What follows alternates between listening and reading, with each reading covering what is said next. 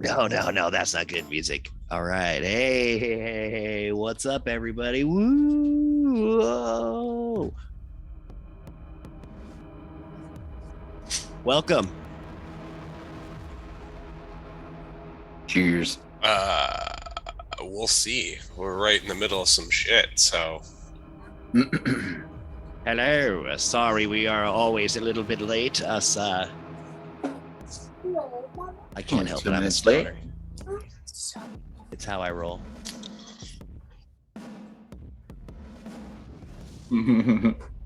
Sweet. Welcome, everybody, to another night of Moxie and Might. Welcome to the suck. Here we go. Yes, everybody in the group say, hey, little one, how are you today? Hi, half pint.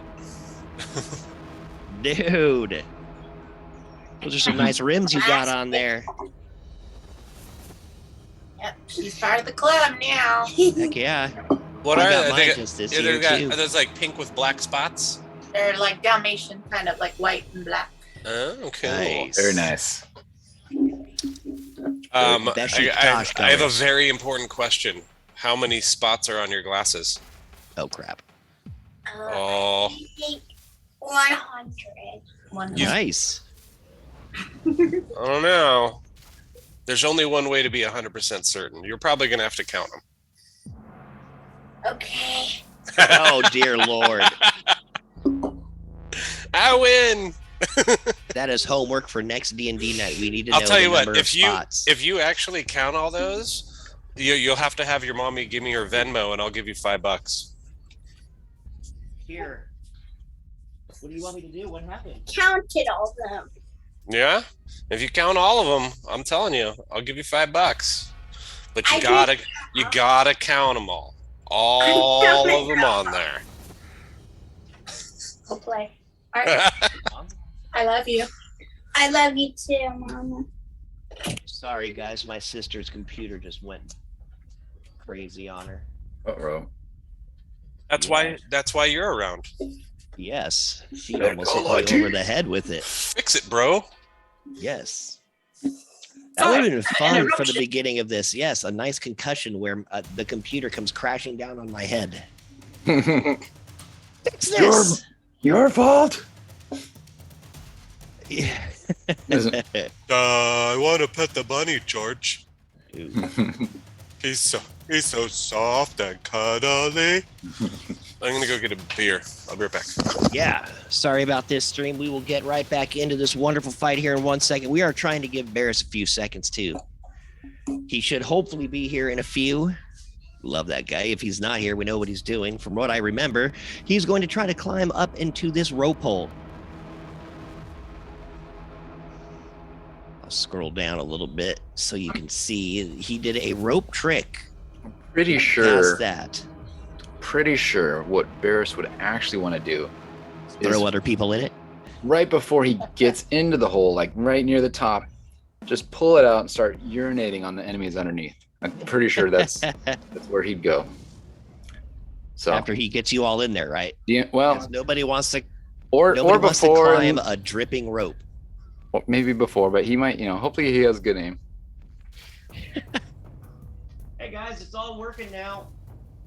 You would like to take this computer back? Here you go, sis. I love you. Wow. All right. What a nice brother. She's a sweetheart. 99% of the time.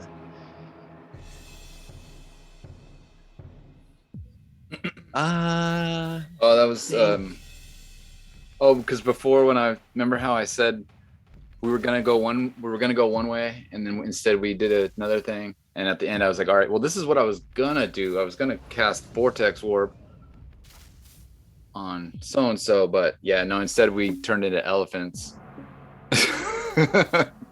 Instead we went the elephant route, which is cool. I'm cool with that. The Vortex Warp was like if we were gonna leave and I was gonna pull whatever her name is, the leader, Ohana.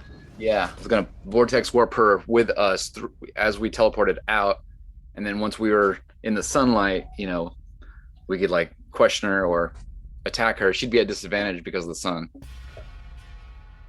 Anyways, that was my idea that we didn't end up doing. I mean, technically Pretty good idea. Technically, we could still try it, but it might be difficult, especially now that we've said it out loud.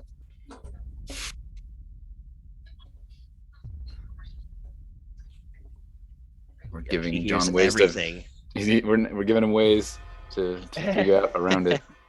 She hears everything out of combat, out of character. I know it's horrible. She's so meta. Yeah, she's like, I am all around. I am everything you want to be. All right. Okay, they all left. Just 1 second here. Let's all go to the lobby.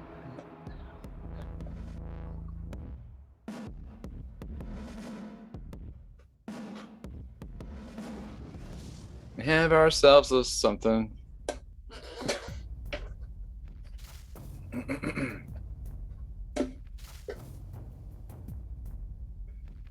Did you sneeze?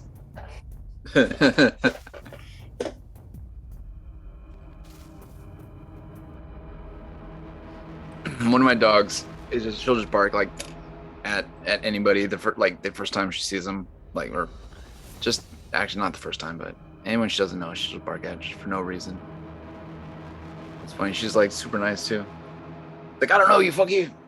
The bad thing with dogs. I'd rather have a dog bark for a second. Oh, when you sneeze? Yeah. No, it's evil spirits are leaving your body, and he's just escorting him out the door. He's like, bless you. Don't come back. No, it's not just one bless you. Maybe he says bless you like 500 times. He's like, bless you, bless you, bless you, bless you, bless you, bless you. Depends on how many demons got out. Maybe if I just keep barking at him, he'll never sneeze again. I think that's his like mindset. Hey. Your body has learned to not piss off Winston. Does he give like the pre? All right.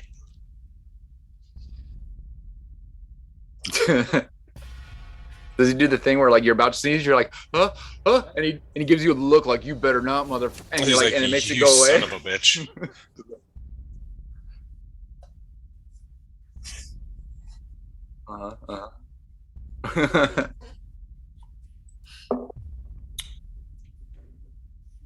Someone used to always give me, if I'd be about to sneeze, they'd be like watermelon, and it would like make it go away, but it was like it would make it stick, and it would like hurt, and be like, oh, you son of a.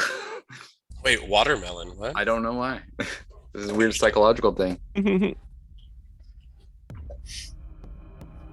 Okay, Amy came back out. She seems to be singing and not yelling. That's always good.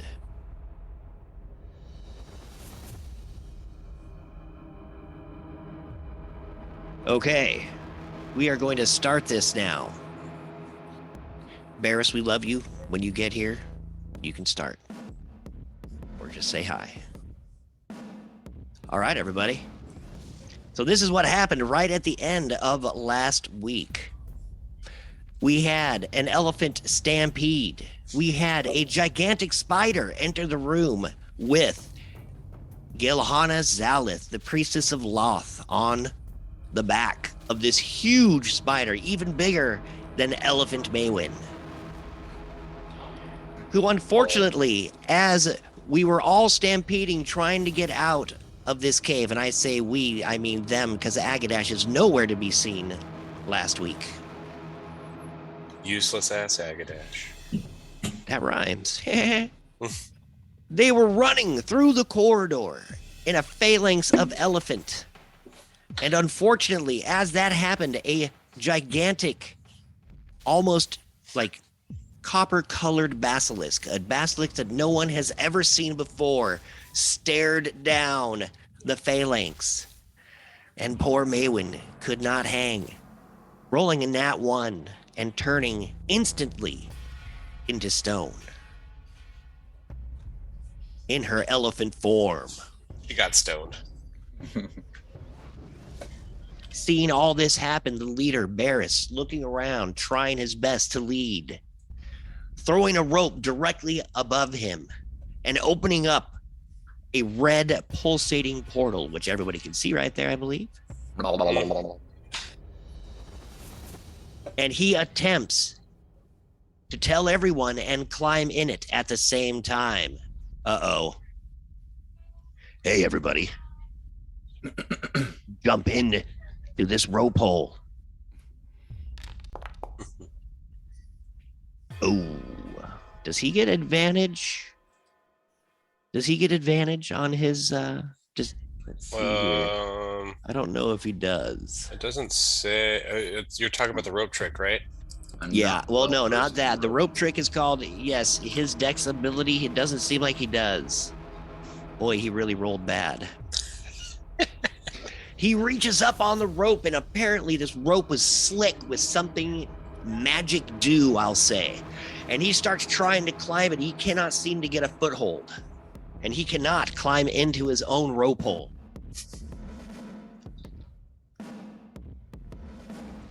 Oh, and now it's her turn. Oh, that's great.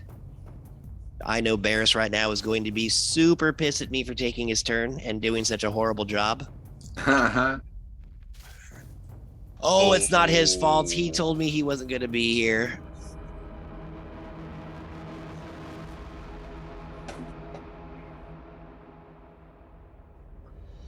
Oh, yep.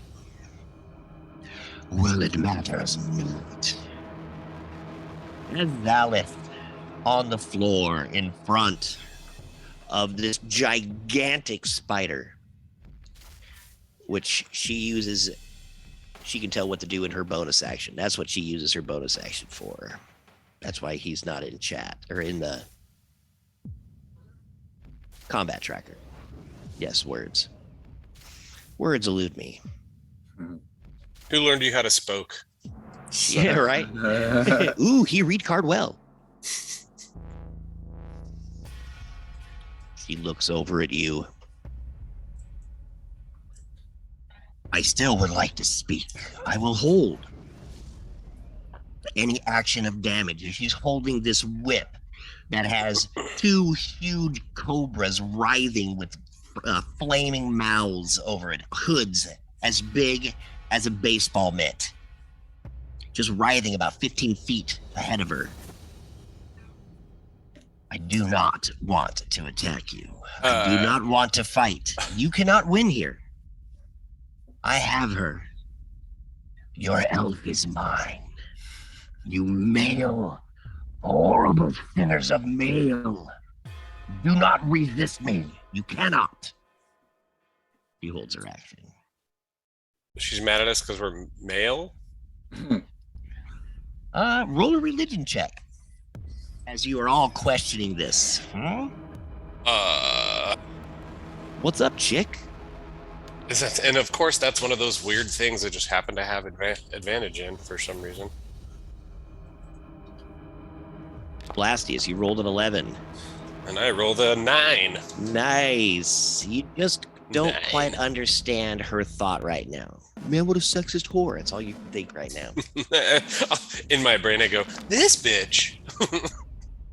Blastius, Grimble, you both have a little thought on Loth being the priestess, being a priestess of Loth. And Loth really doesn't like men. It's a matriarchal society. Society. They hate men and use men as slaves, basically. Death by snoo snoo.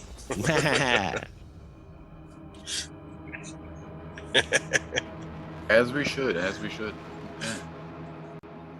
Her drow mage, though, seeing all of you, is not willing to stop acting. Oh. He turns. Let's see here. Who is close? Blastius, as you stand underneath this portal that's above you.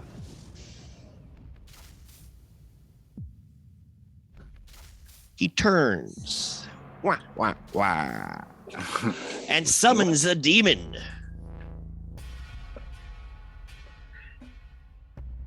which stands in front of you, laughing heartily at you. Blasty, excuse me.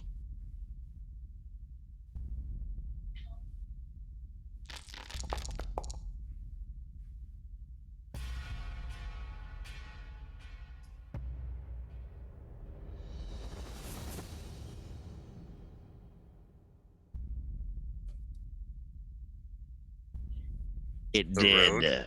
It's 60 feet. I'm just making sure we got the right distance on this and I'm not screwing up. Oh, yeah, you're well within that. Perfect. We're good. This demon appears in front of you, looking more like a shadow than anything, just piercing black eyes in front of you, and throws a claw your way. Does a 23 hit, Blastius? The wheat. Let's keep rolling like this. Ooh. You better not continue your rolling streak Doing, from last week, 'cause that's some right? bullshit. It's pretty funny. 22 psychic damage as this claw seems to rip in to your skull, touching your brainicle and pulling pieces of it out. Ooh.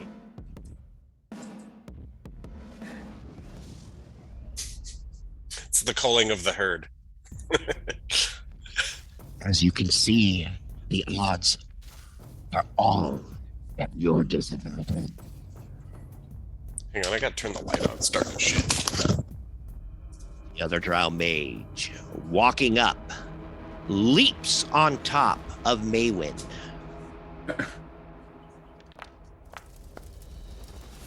Oh, wow. Another? Are you serious? It begins. Jesus Christ. Dude, this guy has fucking dice.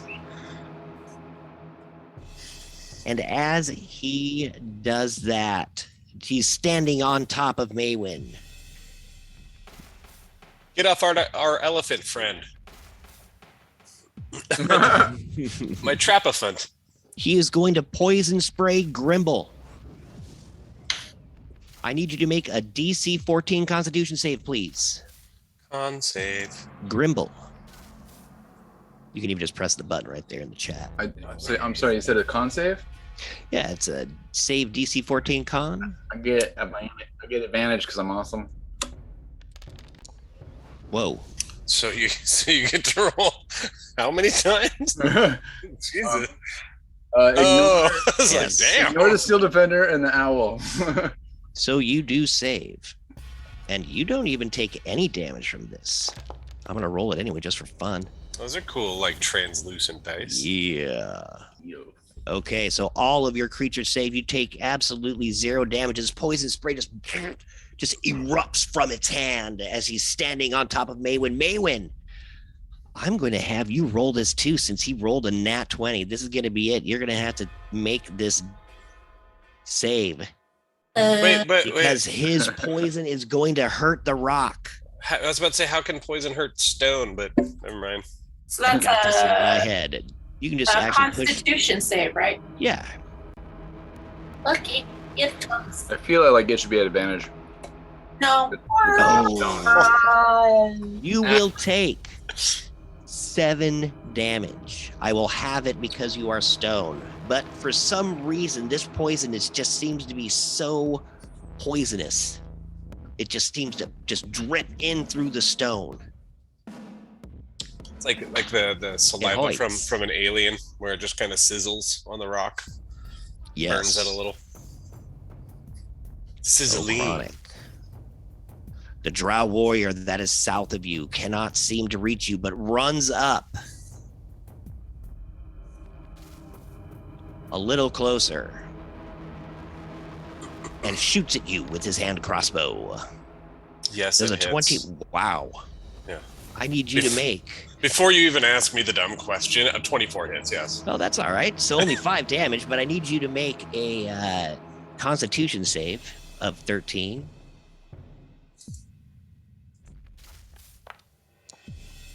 Ooh, 9 doesn't save. Ooh, that does not save. So what happens now? Oh man, this is actually pretty bad. Is it poison? You are poisoned, so you will take half poison damage. Okay. I was going to say because I'm... I do remember. Okay. Somehow.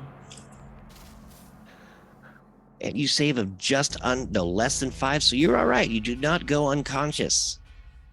You fight off the poison. You just take the 5 damage. Okay.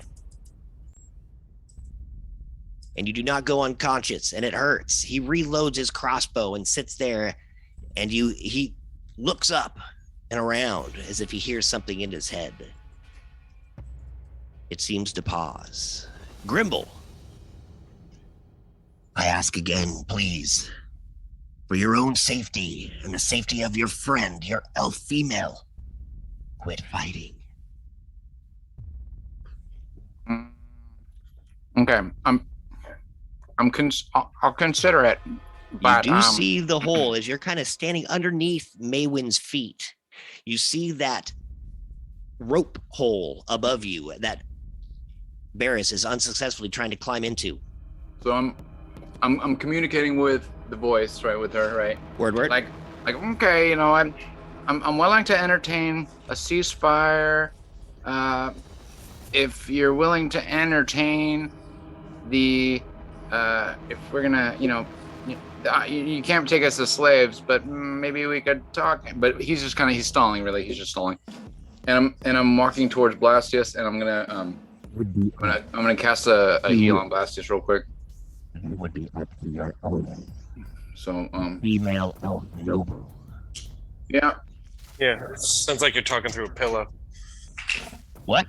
Sounds like you're talking through a pillow. Okay. Well, again. All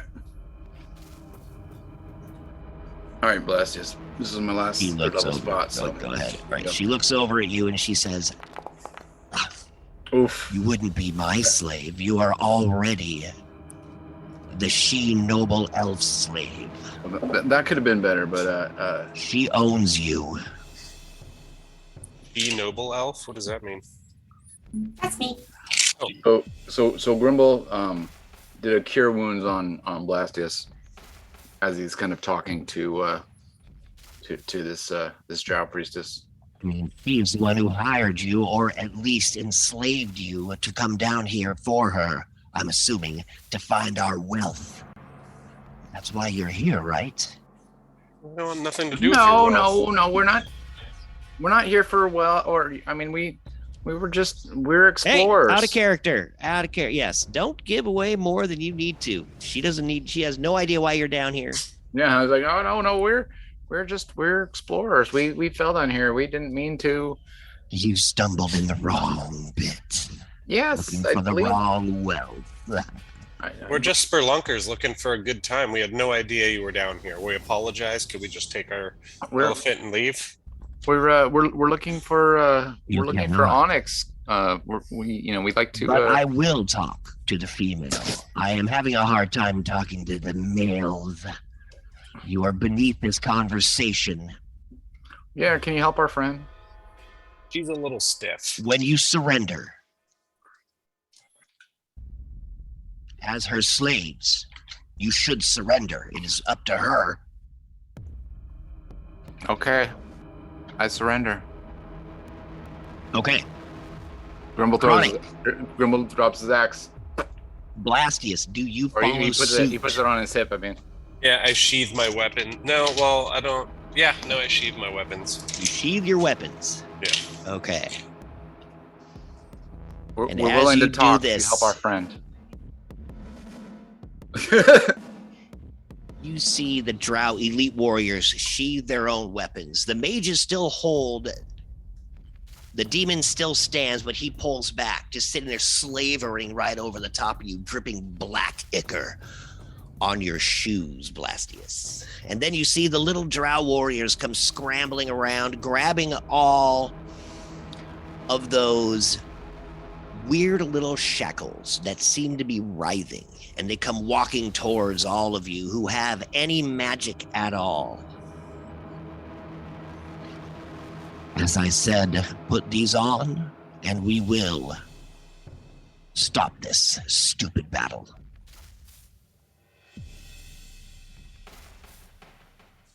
You're muted. Yeah, sorry. Okay. I'm gonna use the Mind Stone or our little earpiece to kind of tell everybody. let's start to go along with it. But what we need to do is someone needs to start preparing the teleport spell. Get your stone ready, put it in your hand. We'll bind ourselves, and then after they fix Maywin, then we'll leave together, and then we'll get these shackles off. I just tell that to everyone psychically. Right. They walk up to you first, Grimble, and they start putting the shackles on you. He takes those shackles and he starts putting one on. He says, "These go on when you help our friend."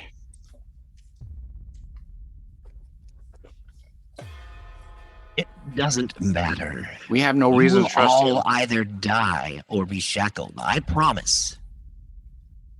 On the goddess Loth herself, that no harm will come to you until I can speak to the female noble.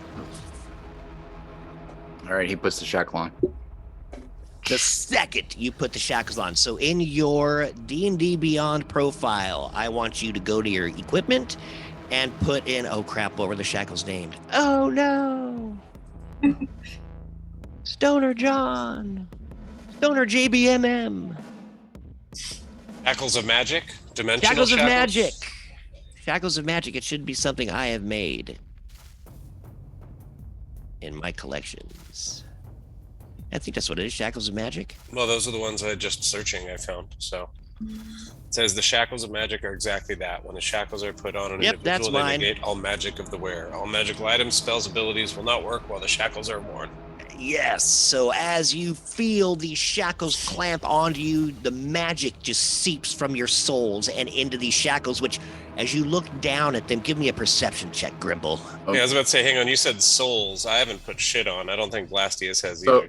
So as this happens... Oh, just Grimble. Excuse me, just Grimble has. Yeah, so as this happens, I'm letting everybody know exactly what's happening. Okay, these shackles, they're draining my abilities. I can feel...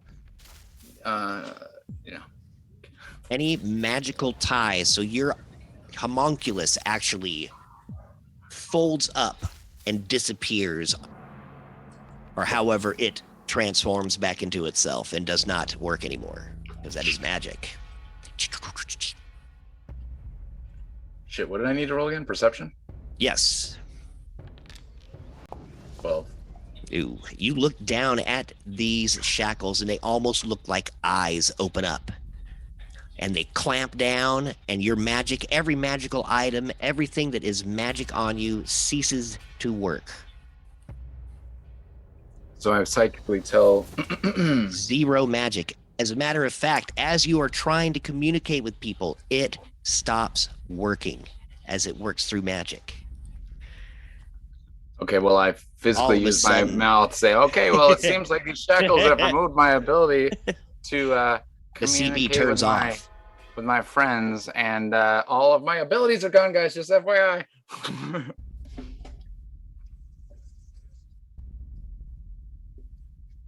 They come walking up to you now, Blastius. The demon standing there just standing, he takes a step back as the drow walks up, looking at you. He doesn't look like he's smirking or anything. He is emotionlessly comes up and just starts to put the shackles on your arms, Blastius. Do like an illusion.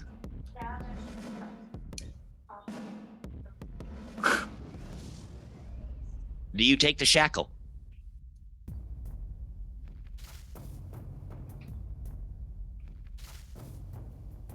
Right. The second the first shackle latches onto your arm, you feel all of your magical energy, equipment, and spells just seep directly into it. Instantly, bam. You have absolutely no magical abilities whatsoever. The second one snaps on, and it looks up at you lovingly as it seems to be feeding, getting high on your spells and your magic.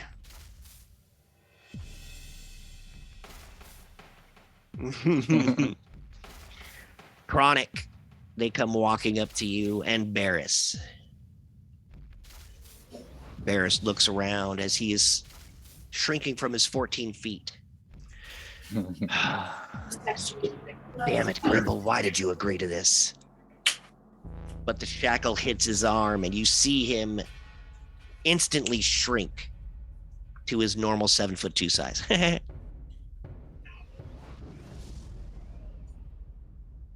Don't worry, right. Barris. It's part of the plan. I know I don't. I don't need magic. This is the only way we're getting Maywin out of here. Chronic. Do you take the shackle? I'll take a shack. I don't know about a shackle. Oh man, I'm so torn. Do you have illusion? You're the last one. No, I don't have illusion, but I guess I have to. Okay. You do. And as the last drow warrior shackles you, bam, combat ends.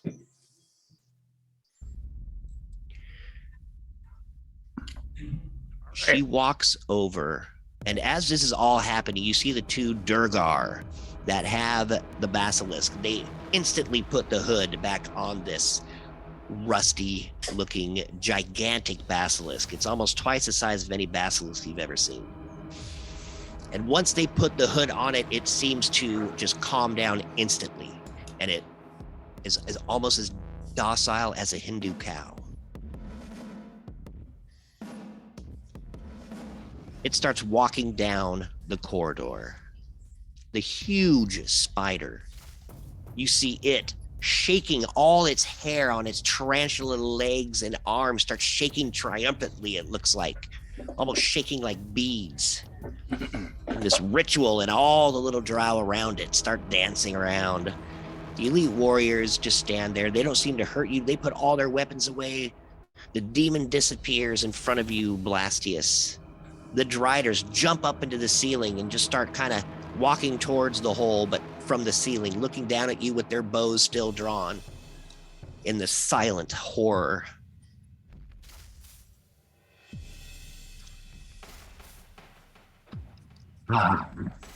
Finally, you walked over to Maywin. He touches your tusk, reaching up, Maywin, to the tusk.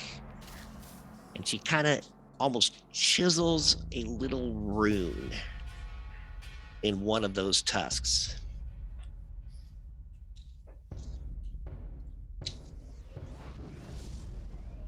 What are you doing? Don't chisel on her tusk. That wasn't part of the deal. This is why the fixer. Oh, okay. And you see that little chiseling start to glow this eerie purplish black. Maywin, you take 3 permanent damage off of your HP. Whoa. 3 off your max. Yes. I'm sorry. I like it. But as that happens, you revert back into an elf, but you are still stone.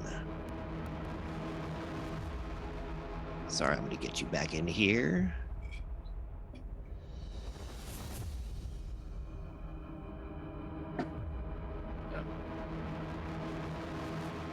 Well, actually, we did, but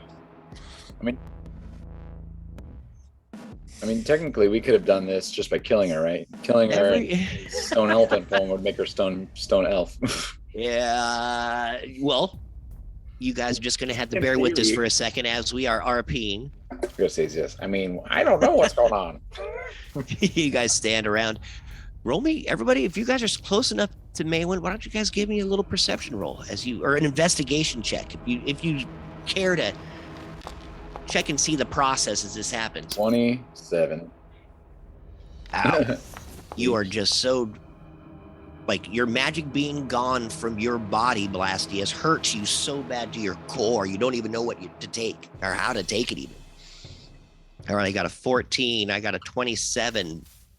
Perfect. Chronic, you just see this. As you look down, you see Maywin still in stone, but that little black rune that is carved out just seems to be permanent now on one of her eye teeth. On one of her eye teeth? Yes. Incest. So one of Maywin's eye teeth has a rune permanently carved onto it. All right. Well. I want to get the chance to yank that out of her head. Shall we then? As you see the spider crouched down, all of its legs curling up as it tries to mash its huge abdomen into that hole, and finally it crawls through. Wait, that's only half the situation. She's still stoned. You gotta fix that part too. Yes, just continue on the walk. As you see one of the... Well, she can't walk. She's stoned. Well, one of the mages comes up. I'm sure it'll be taken care of. They know they got to talk to her, so they're going to have to be able to make her speak at some point. Yes, you are all being led forward. Your Steel Defender can't seem to work right now.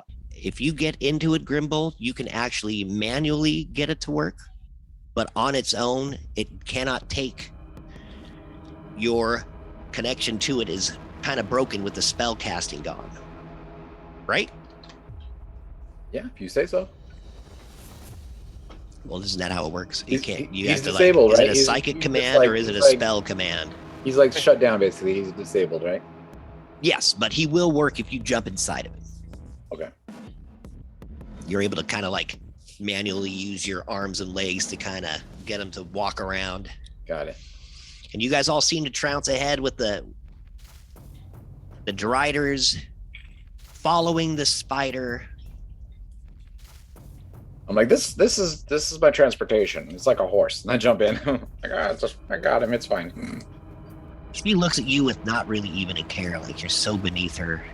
But don't worry. I promise the female will be fine. And she turns back over to Maywin and she starts chanting in this crazy language you cannot seem to understand. Seems to come out of the abyss itself. Is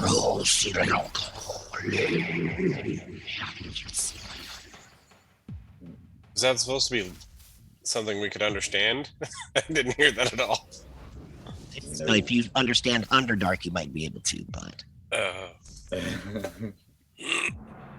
Maywin, you start to glow. And as you guys walk out of this room, you see Maywin glowing in that same eerie purple light. You are out of this combat room, everybody, save Maywin. Maywin, in about a minute as this is going on, you feel yourself kind of changing from stone back into your elvish form. And it is one of the weirdest feelings ever. It's almost like every cell is starting to speed up, but it happens from like your fingertip and up your arm, up your shoulder, up your hair, every single cell just waking up. It is excruciatingly slow and painful. After about 2 or 3 minutes of this, it finally gets you back to where you feel like you're normal. You feel like you can walk at about maybe half the speed. She looks over at you. Ah, elf. I can see how you carry yourself that, well, your slaves don't represent you very well. Where'd you pick up that shit? Are you okay, Maywin? You cannot see her or hear her. You're out of that room, walking down the corridor. But you had seen like about a quarter of that transformation happen. Hey! But we wanted to just keep an eye on our friend. That was the deal. Red monkey. Well, you saw her being changed and you are kind of being escorted out with a crazy basilisk at your back. She kind of grabs your hand, Maywin, and helps you along as you are starting to walk, and she asks you again. I mean, I know Humans and strange folk happen all over this place you call Faerun, but where did you find those? What have you done with them? Oh, they are fine. They're right ahead of you. Come on, come with me. Be not afraid. I will not hurt you until I know more about you. I can tell by... I know you're an elf, at least. And I can tell by your dress that you come from noble heritage.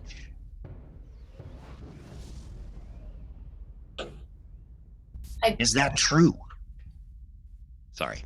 I don't think it's important right now. I just want to know that my party is safe. They are as safe as... they are safe enough. They are with me. Nothing will hurt them but me. You guys walk down the corridor, and you can see them ahead of you now as you are kind of slowly getting your feeling back into your extremities. And you walk down into the corridor, and what looks like the entrance coming out a different way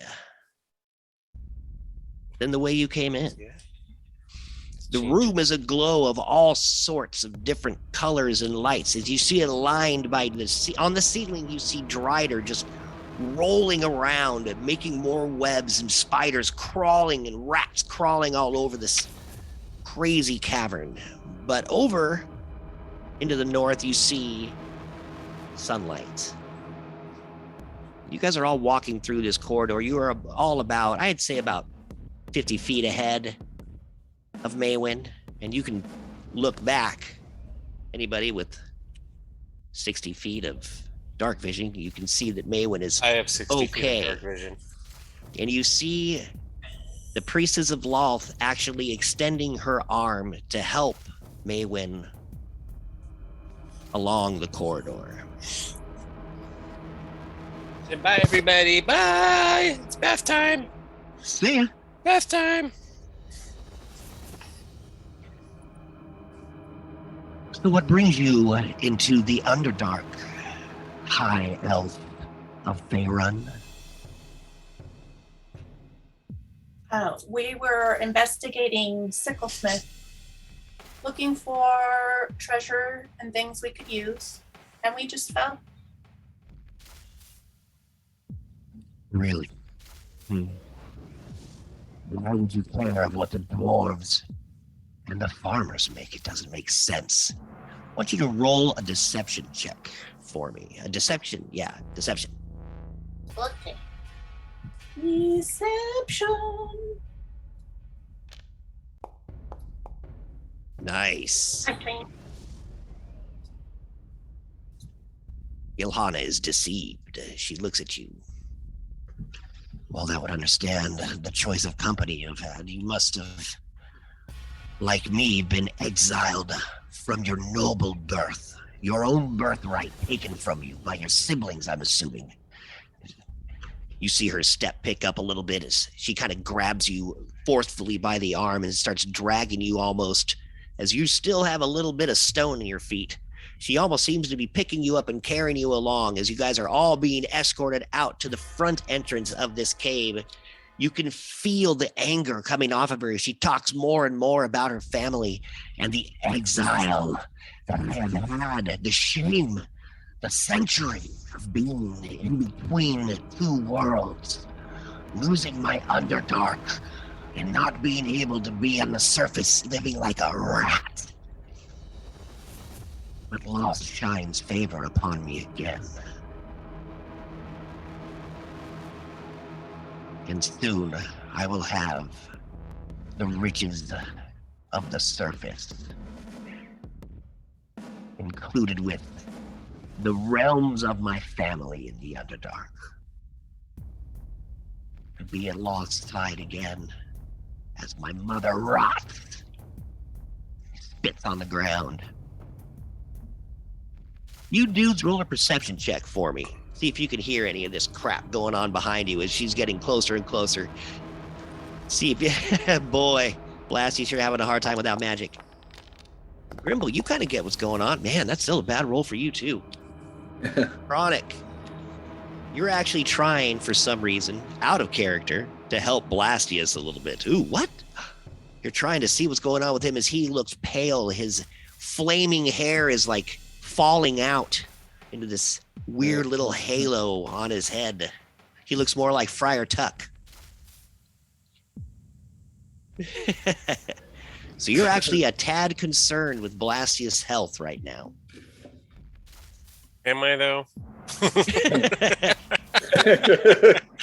It is a tad concerning. His fireballs have saved you once or twice. They've also at least for effed us practical sake. Yes. But for practicality's sake, you're a little worried. But you, Grimble, hear what's going on, and you also see that Maywin is doing a little better. I look back, I feel a little relieved. And as I look over to these other guys who seem like really kind of freaked out, and I'm sitting here with my hands clasped, I look over him and I laugh. I'm like, first time. I look at him and I say, absolutely not. Don't worry, we'll get out of this one. We got Maywin back. That's all that matters. Now that we got her, she could probably figure something out. She'll get us out of this one, I bet. Blastius says, when I see Akadash, I'm gonna fucking rape him. I don't know what that filters, but you can barely hear you. Yeah, what was that again? Something. It was supposed to be low. Oh. Well, it was a little too low. It was like low A volume. little too low. It was All like right, low, I'll work low. on that. My Less bad. low? Yeah, less low. All right. Well, anyway, he says, man, when I see Akadash, I'm going to kill him. We could have really used him in there. The fuck? Just really concentrating on about to rip Akadash's head off. Yeah. Well, There you go. I don't know. maybe Akadash will save all of us.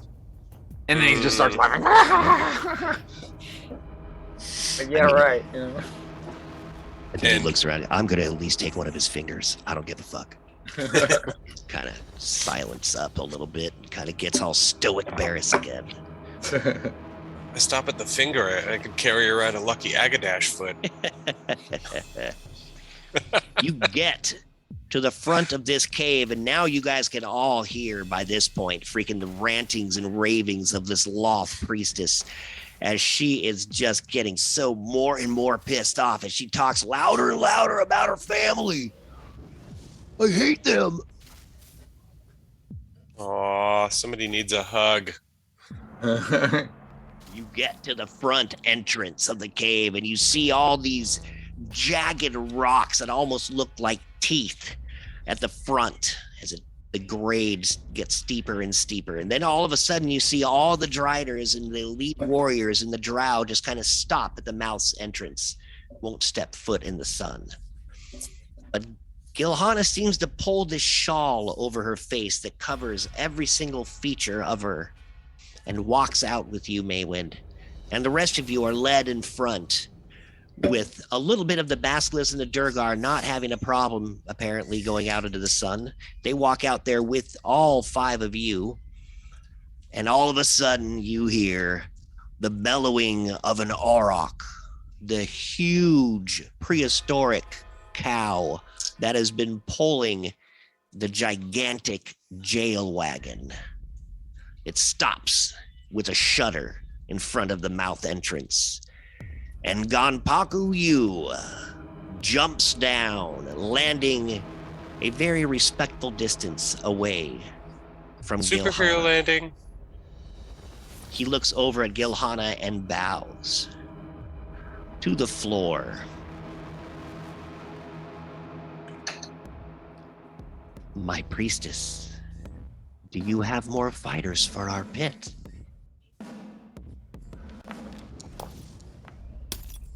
Hey, you finally roll like shit.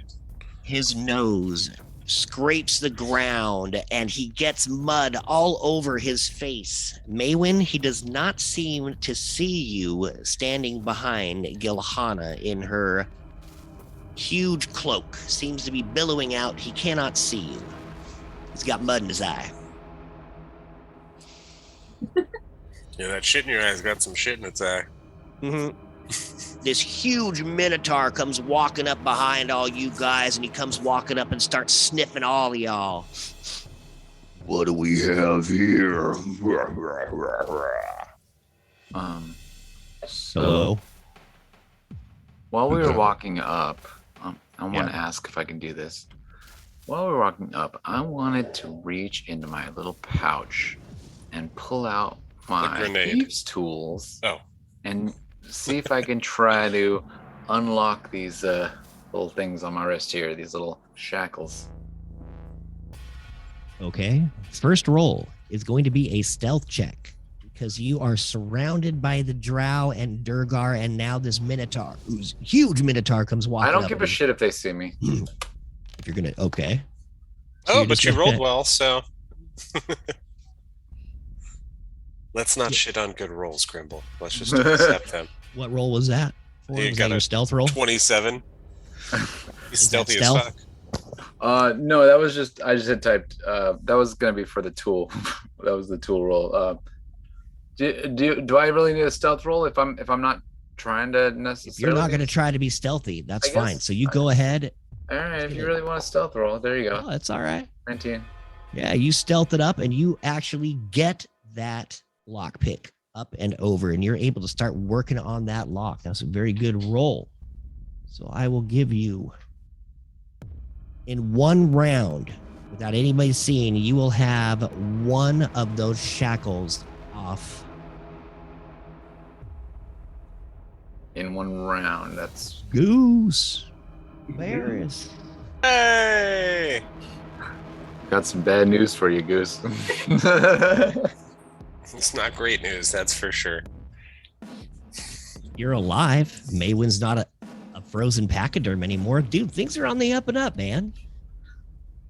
And there is one skull hiding. Why don't we just tell him our current situation and we'll let him decide if it's on the up and up. Okay, so we started off with you casting your rope trick and trying to climb up in the hole. For some reason, it had a bunch of magic residue all over the rope. You, for some reason, failed your climbing ability. You could not get yourself into your own hole. Your own hole, your own rope hole. That was my fault. I rolled like absolute dog crap. I'm sorry. We saw it. Can confirm. Yeah, his rolls were great. Yours, on the other hand, not so hot. You know. Not funny how that works. Yeah, right. So what a coinky dink. Yeah. So then after that, Grimble in his infinite wisdom decided that it was time to just give up, not knowing really what else to do or how to get Maywin out of her frozen pachyderm state. They all decided to put the shackles on. So everybody has shackles of magic on, which eliminates all of your magic from magic items, all of the magic that you can cast, and any like magic drinks or anything that you have on you. All magic is gone, and you have been led out of the cave towards the huge 2-story jailer's wagon. And you are now confronted with a muddy-faced Ganpaku Yu, the gladiator pit fighter commander, the captain who runs it all and brings in the fighters to the gladiator pit. We both just burped. It was awesome. She said burlap. That's my girl.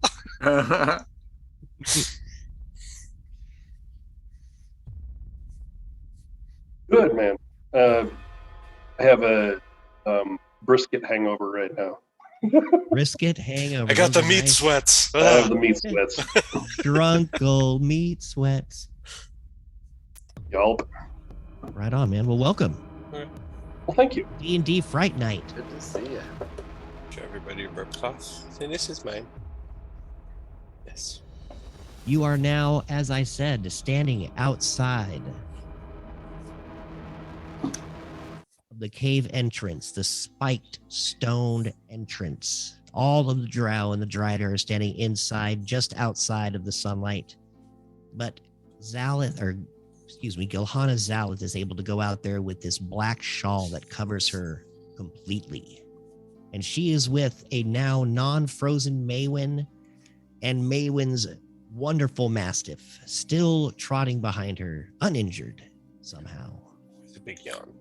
Yeah.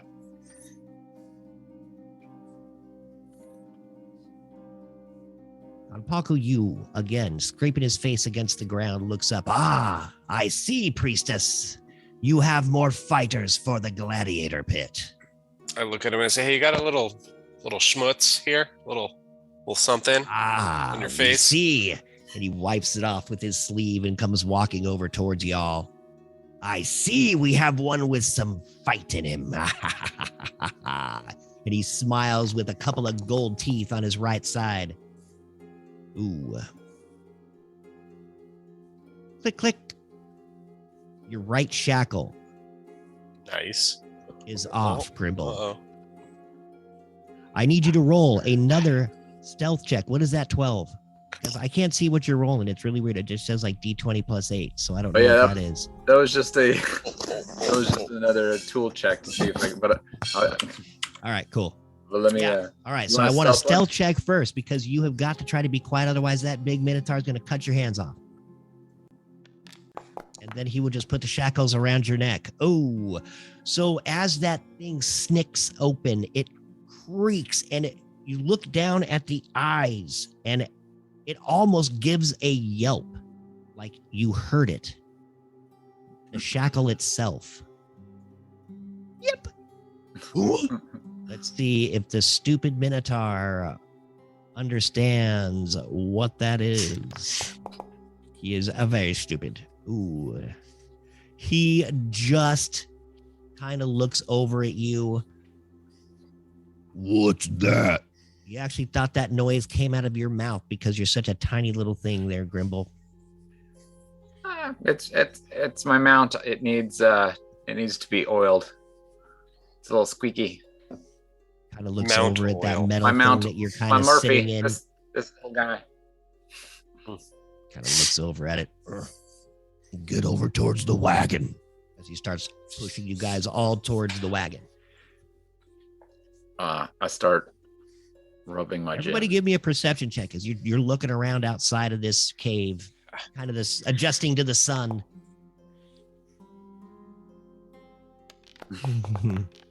Nowhere to be seen. Somewhere being useless. I don't care, but I'm not the shite of Agadash. I'm rubbing my gym. You're gonna start trying. It does not work, even with one of those shackles off. Nothing magic works as long as the shackles are even one on. Oh wait, I thought I already got one off before, and then I thought I just got the second one off. No, you did not get a second one off. You got the stealth check. Now it's gonna have you roll to see if you can actually snick through that one, because that's what you're trying to do, right? You're just one step ahead of me, Grimble. Okay.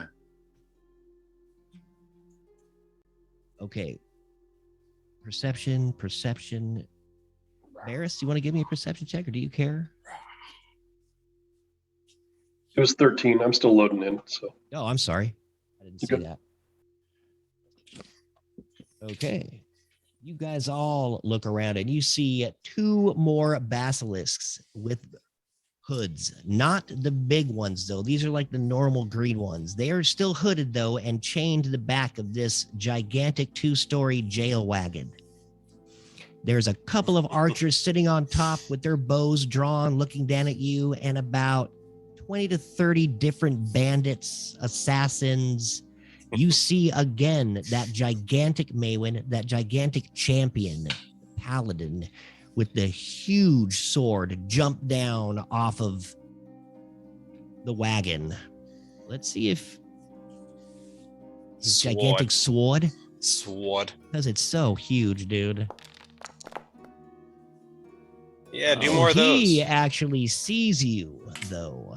And he comes walking up behind Ganpaku, again, not getting too close to the priestess of Loth, knowing her hatred of male species.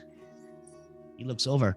Oh, hey, priestess, who is that? Is that the elf with you? Who is that?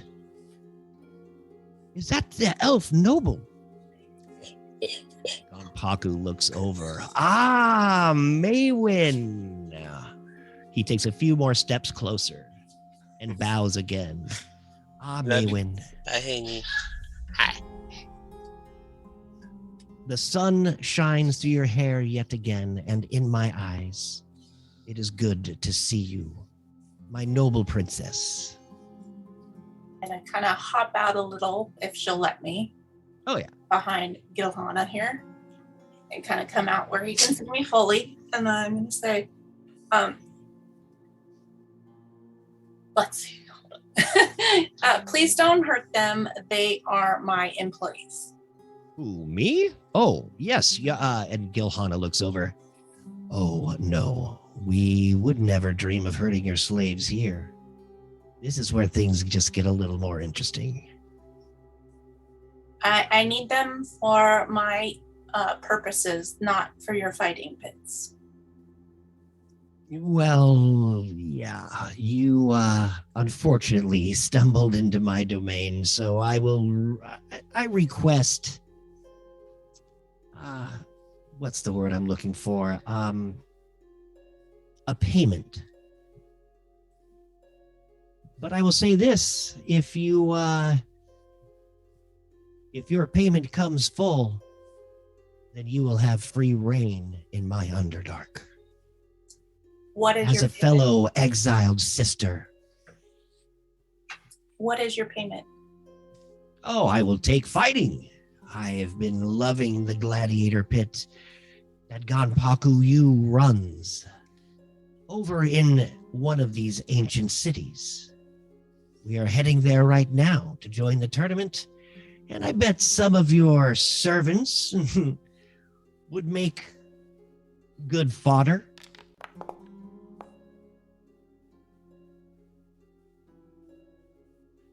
I actually liked your other stealth check earlier, so what I need from you is your sleight of hand to see if you can pop that other lock, brother.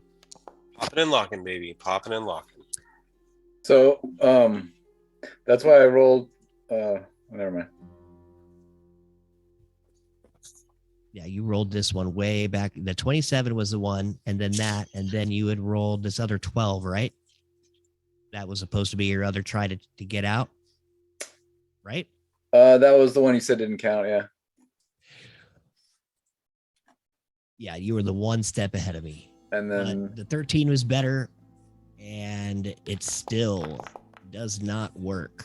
As you try, I need a stealth check from you first, Barris, to see if you can pop your lock, get your lock pick out and into the lock without all these guards and people running around seeing you do this. And a 13, you are not able to actually get that other lock off. So you are still stuck with that other shackle on your hand, Grimble, as it is a very difficult, heinous magical lock. Your stealth check works no problem. You are able to grab that lockpick that you keep hidden in a little fold in your belly skin. As we all drink a lot, we have a lot of belly skin. You cut a little hole there and just stick your lockpick in there, and you're able to slip it out, and you actually get to work on it, and you're able to pop one of the locks off. I need you to roll another stealth check, Barris.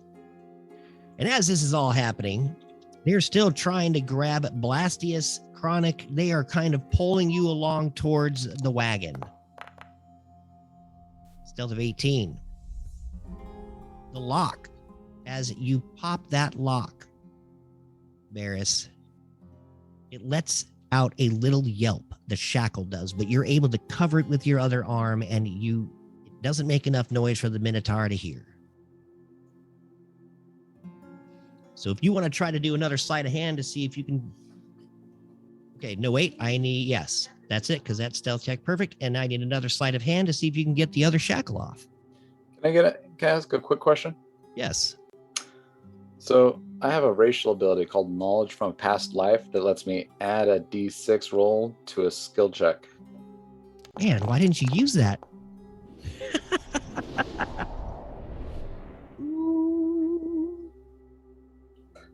Well, what it says is that I can use it after I see the number on the D20. Okay. I can use it 4 times. But if you're saying it's too late, that's fine. Well, it's you got that 13 there, and this is all happening at the same time as you and Barris are getting all these lockpicks are going on. As Ganpaku Yu is talking to Maywin, as the champion walks up, stuttering and seeing everyone. All right. You guys all look around, though. You see 2 more Basilisks, 4 more Dorgir, and at least 30 other warriors surrounding this, gigantic 2-story jail wagon, if you would. So if I rolled a 4 on that, you rolled a 4, it is just not enough. So you are still not able to get that lock open.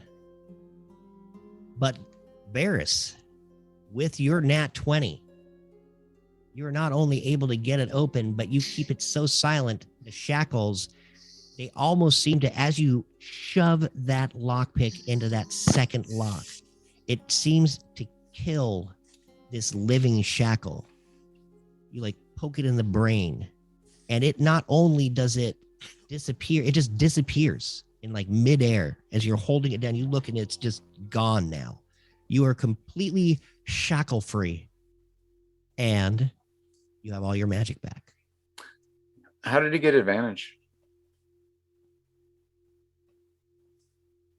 You're muted. No, he's not. I heard him. He said, Nope. "Oh, I thought you were talking to Grimble." I was like, "I just heard Grimble." It's a rune carver trait. Rune carver, is that the class? It's my. You want me to show you right now? No, I was just asking. Yeah, show you his rune carver. He said that the shackles made us lose all of our class abilities. No. Magic. Not I class didn't say abilities, class just abilities. magic. I said all magic. Okay, but yeah, but you had that include my homunculus and stuff, which is technology. So, but it's magic technology, right? I mean, kind of, but not really. There's no spell that animates it. He just made a machine that works. Spell? It's just then that's fine. It's a class feature. I mean, it was working. I'm sorry, I didn't know that it was a class feature. I thought it was a spell. Well, yeah, that and Murphy, right? You said they were both kind of shut down. It was just the way. No, I mean, it's fine. I don't have a problem with it, but if that would have been shut down, I think his class feature would have been shut down too. I think, I don't know, but it's fine if it's not. Well, a class feature is not a spell. I mean, it could. I mean, right. I was just doing all magic, everything magic. That was what I made the shackles to do. It was a rune thing. Rune is runic magic, right? The shackles of magic are exactly that. When the shackles are put on the individual, they negate all magic of the wearer. All magic items, spells, abilities will not work while the shackles are worn. It does say abilities right there. So your nat 20 will not stand. It was the first die that was rolled. It is the first die that is rolled. What say you, Grimble? I don't care. Well, he's not the DM. It doesn't matter. Yeah, I don't. I mean, well, how really just kind roll of it your again. decision. Roll your sleight of hand again. Just let him pass. Let it go. But I'm just trying to understand the power of the shackles. The shackles negate all of what it says. So we'll go with that. No abilities work. Nothing works. Just trying to know what I can do. I know what you can't do. You can't get out of them fucking shackles. I can't roll high enough Right? to get out of the goddamn shackles, that's for sure. So sleight of hand there, Barris. Go ahead and give me another one. I can't. That's an ability. Right? It's a skill, right? Well, you can still use your skills. You just don't get your advantage. You can still you just don't get your advantage out. Only magic stuff you can't do. Any skills you can do as long as it's not considered magical, I guess, is what I'm kind of ascertaining from this whole conversation. God damn it, Yes. dude. It keeps rolling at an advantage. Hang on. I gotta manually do this. I Dude, haven't seen one. Maybe I need to refresh. I straight up whipped out the dice for tonight so I can just roll actual dice. It's been too long. getting silly. But even if you took the lower ones, he still passed. So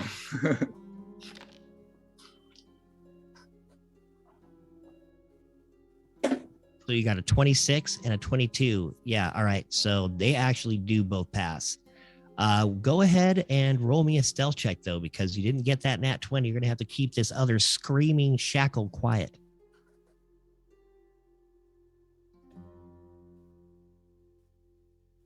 9. A 9. That does not keep it quiet.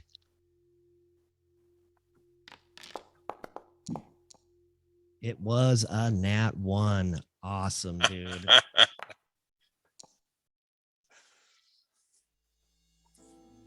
That gigantic minotaur that's standing behind you, all of a sudden, he starts yelling, "This guy got his shackles off!" Zalith looks over. Maywin, your slaves, your little rats are escaping. The minotaur is going to try to grapple you. I will try to evade him. Perfect. Strength check of 19. If you beat a 19 with your dex. Saving throw? Or Check, please. Dex check? Yep, as you're trying to dodge out of the way.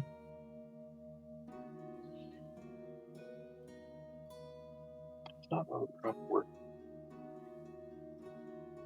Pretty sure grapple is strength or athletics versus Strength or athletics versus acrobatics, or I thought it was acrobatics and or pretty sure, but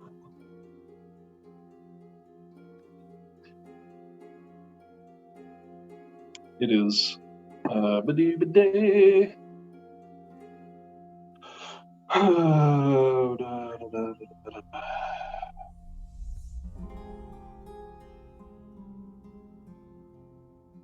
It's a strength Grapple check. Yep.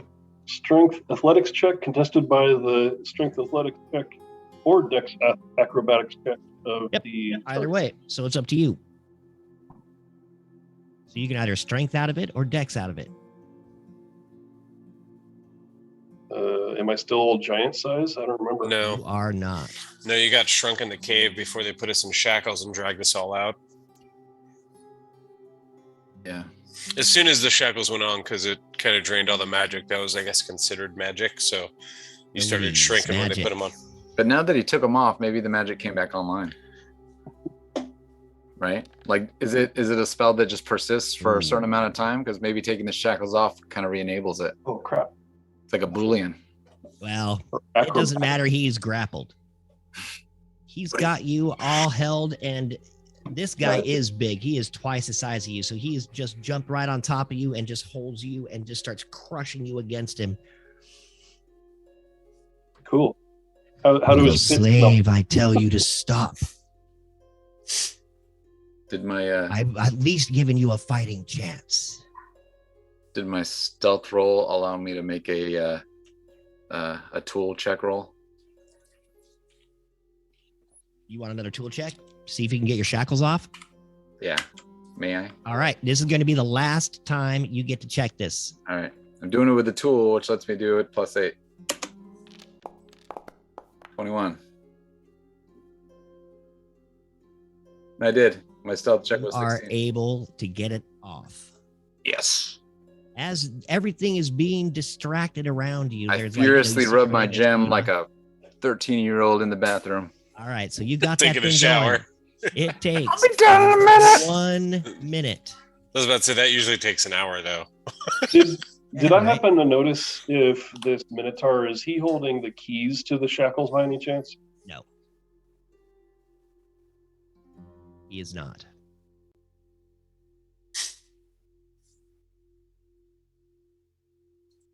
They were in the cave. They're walking you out of the cave to get you inside of this wagon and take you over to the city. Zhuping is the city. Ganpaku Yu's just sitting there just laughing at all of you.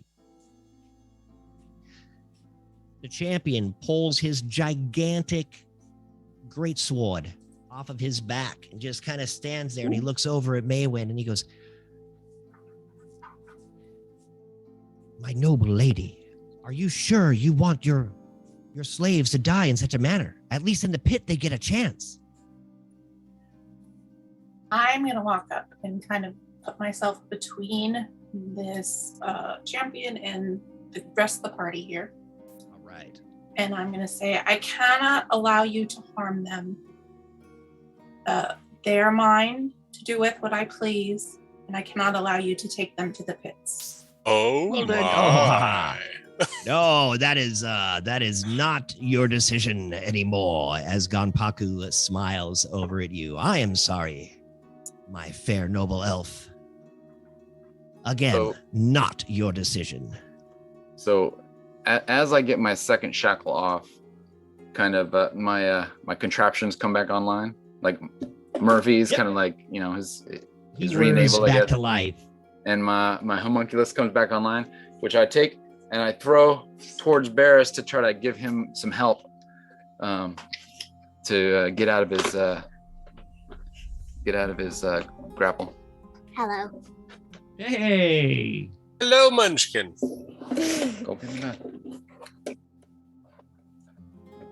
Oh, it looks like you don't like that guy at all. Come on. I'm not moving from here. Oh, chokehold, chokehold. Squeeze! Anaconda squeeze! Staying here forever. I'm tapping. I am staying here forever. All right, go. Okay. Go on. See here. Wait, No. 1 second. I'm muting now. All right. So he gets his shackle off. Everybody kind of sees what is going on over here. Barris, Maywin, you jump in. You tell everybody to stop. Are you telling your party to stop, Maywin? No, I'm telling Ganpaku and the champion to stop and kind of get away. Noble elf, please tell your slaves to stop. We do not want them to die here. This is a horrible place to die, in front of my home. Die with honor. Die like a warrior. They will not be taken hostage. I cannot allow them to be taken hostage, and they will not allow themselves to be taken hostage. Well, then we cannot allow them to live. All right. This is what's happening now. We are going to start combat.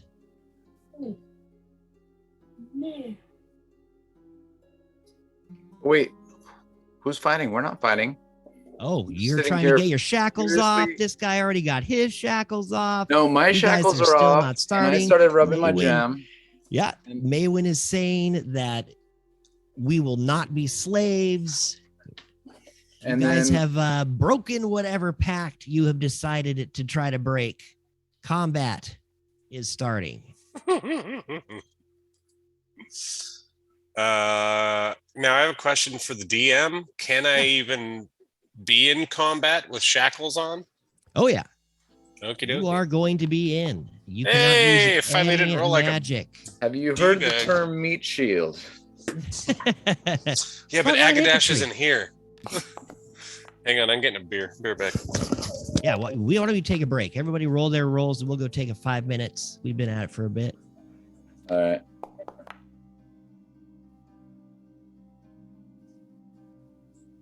And yeah, now that we're out of, if anybody has any questions, sorry if the shackles were a little convoluted. I meant it. Well, the shackles are exactly what they were supposed to be. All magical items, spells, abilities will not work while the shackles are worn. So basically skills are different than abilities. So you can use your skills, you can look around, you can see stuff, but anything that has to do with magic or anything that is magic heightened or anything to that degree does not work. Yeah. So, but you almost have to kind of clarify it. Like, do racial abilities work? Do class ability work? It's like some things could be class abilities, have nothing to do with magic, still would work, right? Well, yeah, so skills are not necessarily abilities. Right. So anything that's probably racial's work, Yeah, but like skill. anything No, that's no, no. class Racial, related might be anything that's magically racial will not work.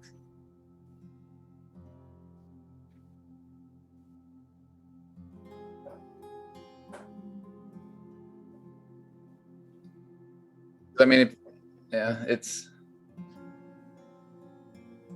Yeah. because if we are gonna say magical, I could just be nothing. like, well, I don't use magic, I use technology. You're an infuser though, aren't you? Yeah, no, that's you infuse things all with gadgets magic, and gizmos right? and electronics and.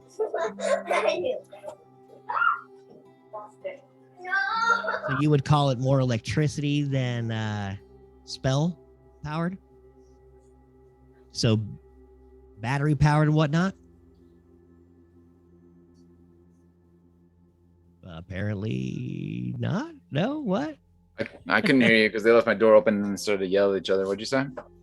So you would consider your stuff more like electrical or like battery powered instead of any magical powered at all? Because usually Artificer uses magic to do their stuff.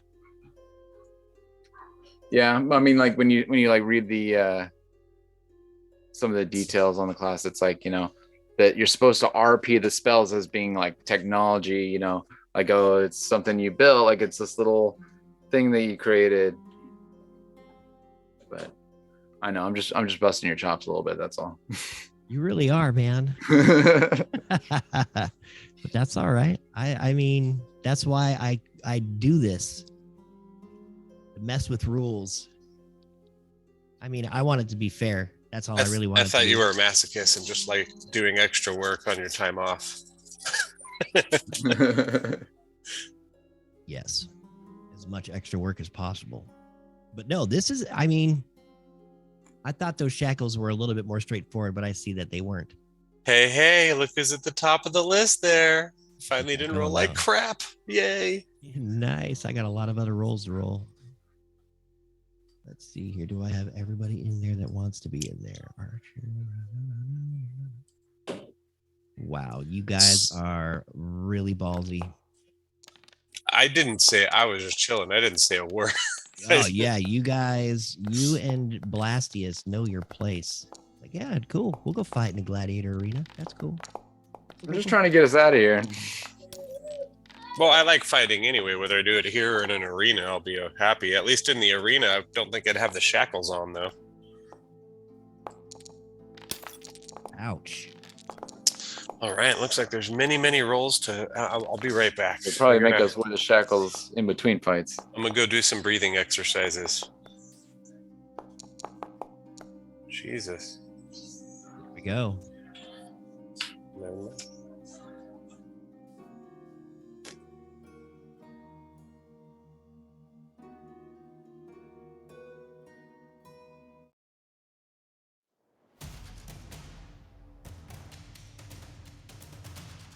Yeah, Chronic, look at you, buddy. Who's going first? Who's the first guy? That'd be me. I told you, I don't give a shit about all your extra throws. I'm still gonna go first. Ah. Well, so who's... I could just move normal, I can attack normal and everything. Obviously can't use magical spells. You cannot use your magical weapons either. They are all just regular weapons now. They have no magical capabilities whatsoever. As long as those shackles are in place. My attacks still do the same, but I don't have... Like, I can't use, like, my brand of casting... Or my blood maledict weapons to, like... do not have any magical properties. All magical properties, items, and everything are null and void. They are just going to be like a regular short sword. But my weapon isn't magical, so I still do like my normal damage, right?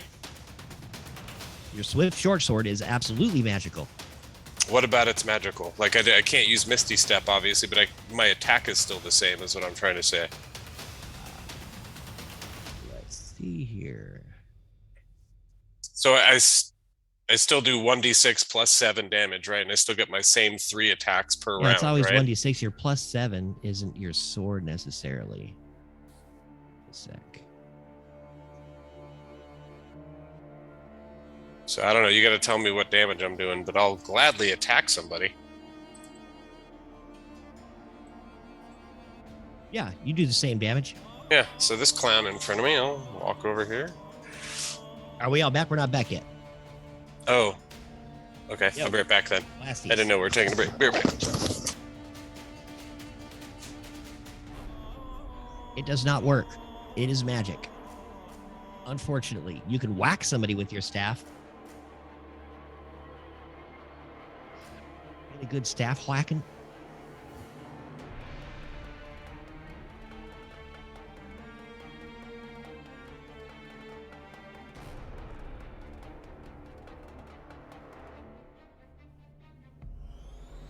No, that would not quite fit in these magical locks.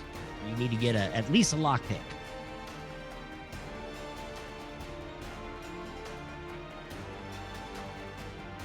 You don't have thieves' tools? So where are you going fishing at tomorrow there, Barris? Going up in Nia Bay. Oh, wow. Yeah, so the tip of the Olympic Peninsula up there. Dude, that's freaking cool, man. What are you guys trying to catch up there? Halibut? Well, yeah, so salmon and lingcod. Oh, right on. Probably some other rockfish too. Freaking sweet, dude. Who you going up there with? Alan. Oh, nice. Yeah, Right on, man. Another guy that you don't know. It'll be good. Oh yeah, dude. You taking his boat? Yeah. Yep, it's gonna be raining. It's gonna be raining, so he's got a cover on his. Oh, that's cool. That helps in Washington. Yes, sir.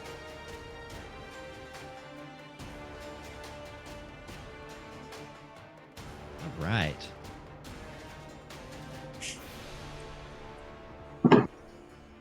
Sorry, let me know whenever I can start doing stuff. I moved myself back, so I'm still there.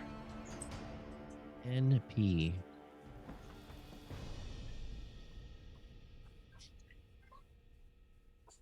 I'm still here. Yo.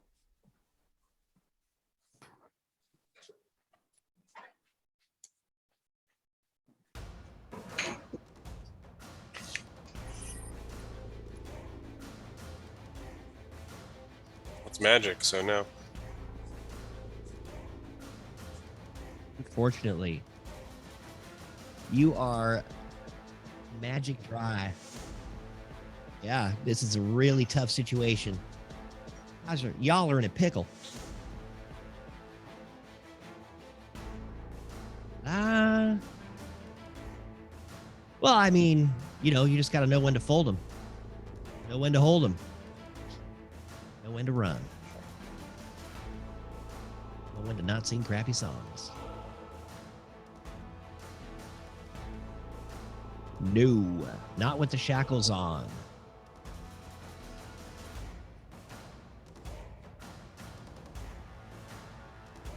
You can kill yourself. That is one thing you are allowed to do. But not with magic.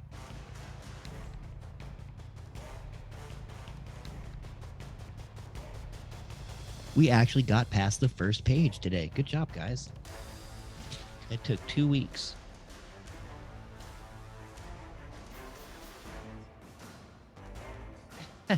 Yeah, I did. And you listened for about a half an hour. Proud of you. She was never actually... Dude, so the Loth Priestess has much respect for noble females, especially of the elvish nature. She was not at all under Galana's control or power. Absolute guest the whole time. That may change after this, but we shall see.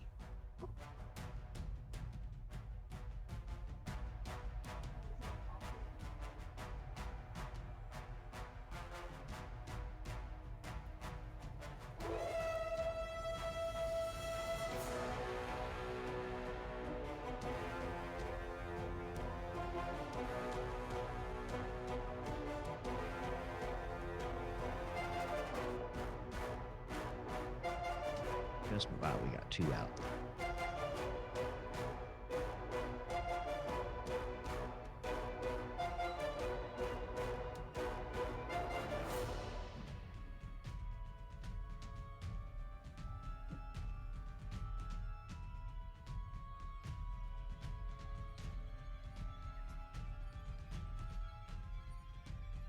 Yep.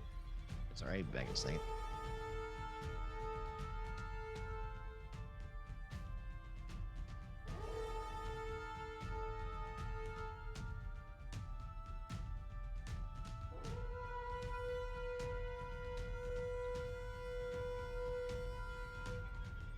This is one of the maps I made on Incarnate. I forgot to put the carriage in, so I had to like kind of put that in as like a token, which makes it look kind of weird as it's like half background, half token. But underneath that is a really cool rest of my map. To be honest, this is the reason I want to quit the group. I'm tired of your half-assed mappery here, Right? man. Fucking Agadash through and through. I'm just kidding. Right? I love this map though. That was fun to make. It looks nice. I like the flying leaves. Yeah, dude. So that's all Foundry. Got all sorts of cool little things you can throw in there.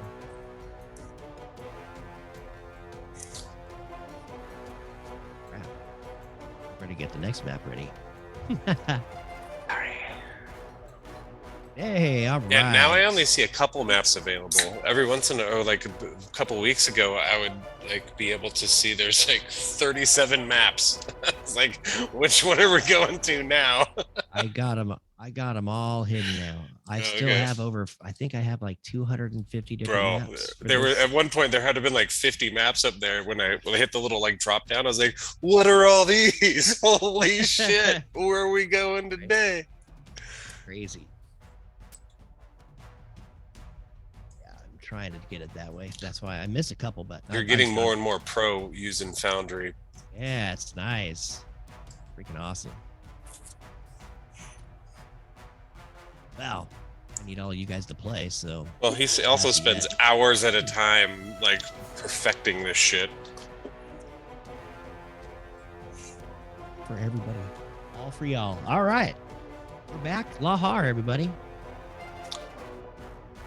Cheers. Clinky. Clinky, clinky. What are you drinking on there, Fufu? Is that a voodoo? There you go. That'll put some hair on your chest. And we are off. Chronic. Hey! All right.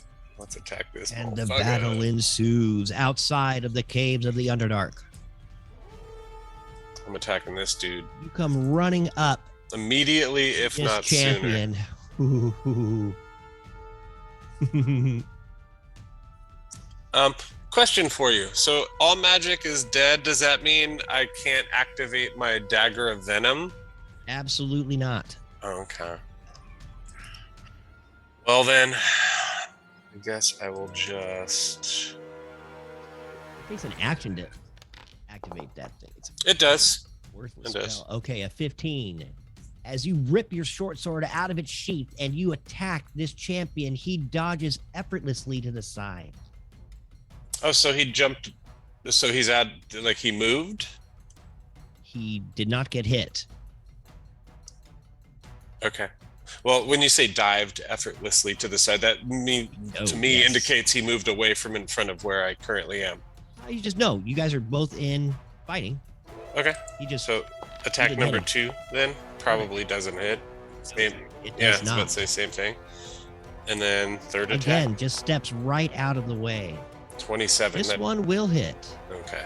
I was like, if he dodges that, then fuck. Well, wasting our time here. 9 piercing. 9 piercing. Right. I just drop my shit. I'd be like, okay, fine. Cool. And wait, hang on. Do I wanna? Oh, I can't do any. Never mind. Sorry. That's the end of my turn. I have no magic stuff anyway, so I was I was looking at spells. I was like, maybe I should. Oh, never mind.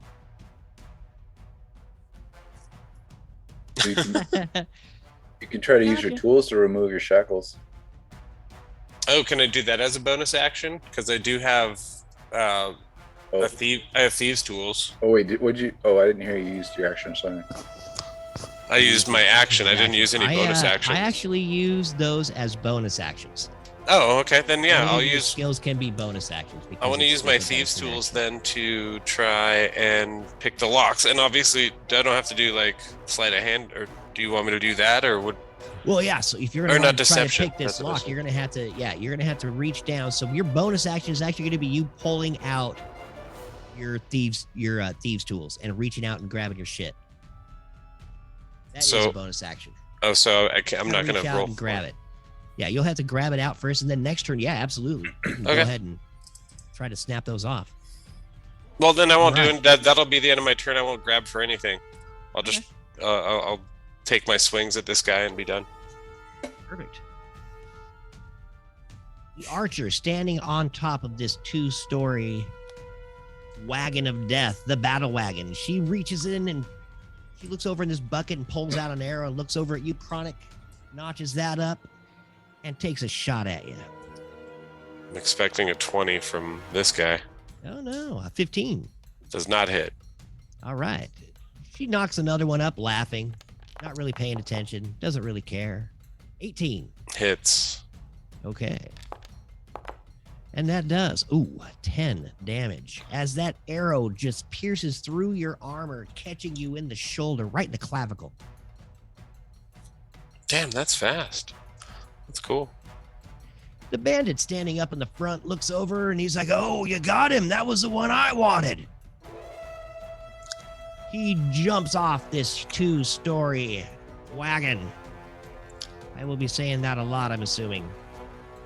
Let's see if he can land without breaking his leg. No, he cannot. Well, boom! He hits the ground. Hard, twisting his ankle. He is prone and takes 4 damage. Oh, mother bitch! I point and laugh. That's his turn as he is prone. Oh, it is now one of the Durgar's turn. As he grabs the basilisk and starts unhooking it and walking forward.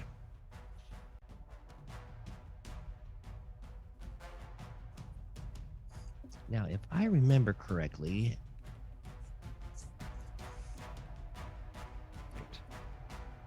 that is what I thought. All righty then. Awesome. He does not remove the hood, but he strolls forward with the basilisk. 30 feet he is allowed to go. All right. Your steel defender goes on not on your turn, right? Yeah, I don't know why he has his own thing. That's fine. I just added everybody. I didn't have time to get him out of there yet. Now I did though. All right. Whoa. Where is that one?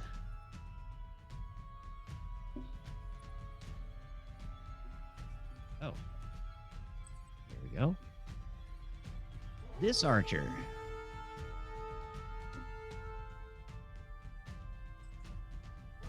Chronic, again, as you are the one that seems to be free right now. What do you mean free? Shot at you. Well, the one attacking. Oh. Her arrow shatters in the air right in front of her face, but she is able to bring up her hand in time before it pierces her eyeballs and blinds her for several rounds. This other Durgar grabs his basilisk and starts walking forward. Maywin. That was what basilisk noise came from. Sorry. I don't know if you knew that. It's the sound of a basilisk. Yeah, of course, obviously. I am going to say to Ganpaku, and I'm going to say, we don't have to fight. Let them go. I have my own purposes for them. If you do not let us go, we will be forced to fight.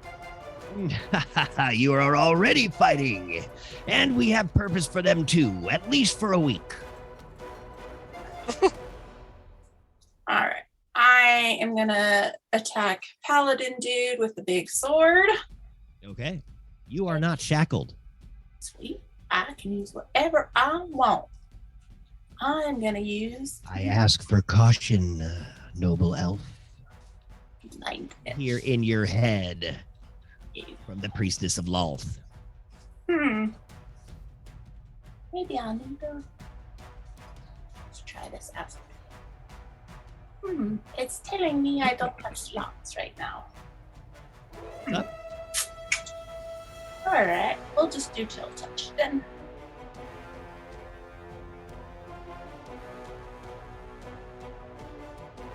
Yeah, I'll find no. All right, go ahead and roll your attack. Nice.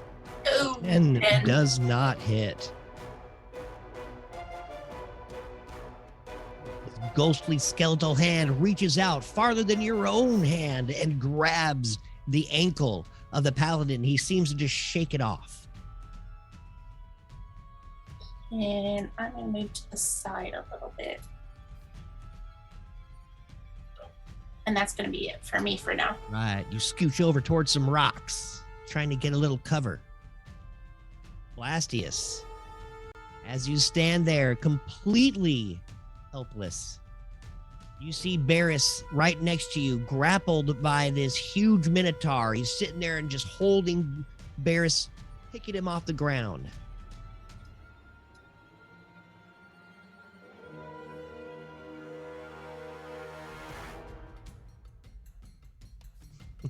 Yeah.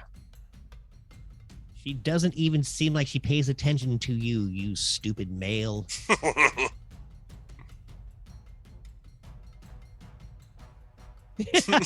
You sit down cross-legged and start playing with the dandelions. Awesome. You don't even have like an actual like sword or anything, huh?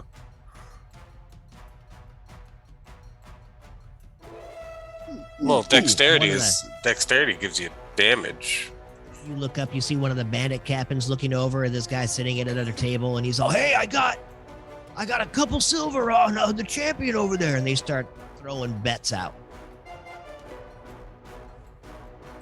The basilisk are not going to have their own turns as they have masters. Hey, Blastius, did you take an action on your turn? No, hold action. You should hold your action. Yeah, I was gonna say hold your action until you're released, I guess, to see if maybe something releases you. Idea? I may allow that. Oh yeah, go ahead.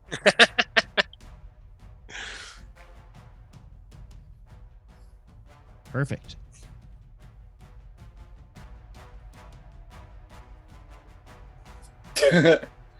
Duck and cover. May win. He just sits down and looks like super zen for a minute, like, His crazy orcish archer just come running up to the side, reaching into the barrel of arrows, and she takes a shot at you. Does a 24 hit? Yes, of course. Sweet. You will have 11 damage done to you. And as that happens, you see Gilhana just fly into a rage. What do you think you're doing? As she levitates 20 feet straight up into the air.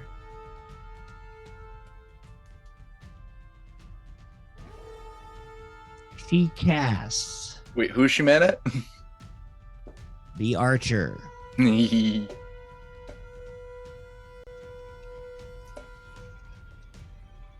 She casts this crazy spell. I'm going to have to take that here in a second. Man, what happened to all her darn spells? Canada. Freaking Canada. Oh, yeah, dude. She reaches over and she casts Sacred Flame? Yes, she casts. Can she get it to her, though?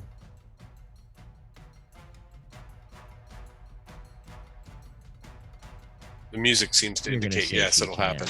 Yes, it just did. Whoa, whoa, whoa. She is supposed to have the save, but why did that not do it? Yes. It hits the archer as this flame of black comes from underneath, like it almost comes out of the mouth of the cave and shoots up, grasping that archer, doing it 12 radiant, which we're going to call death radiant damage. The archer looks around like, what the? Death and metal. she takes that hit, screaming, reaching back into the barrel, pulls out another arrow and aims it at Zalith. Oh. Gilhana. The arrow almost pierces the veil around Gilhana Zalith, but the veil seems to reach up and grabs that arrow out of the air, melting it into the inky black and disappearing before it hits her. The archer looks up, almost in shock and awe at her own self. As a reaction shot, she had taken that. Varys, you are still grappled by this Minotaur. I'll do an acrobatics check.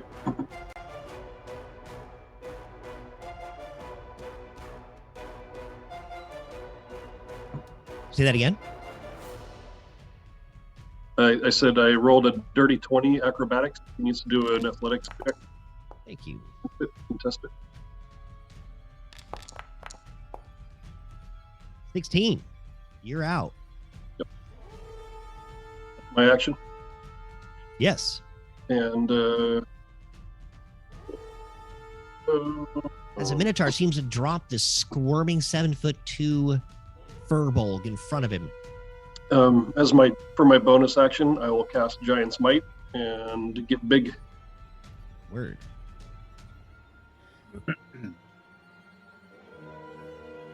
Because you're out of shackles, right? Correct.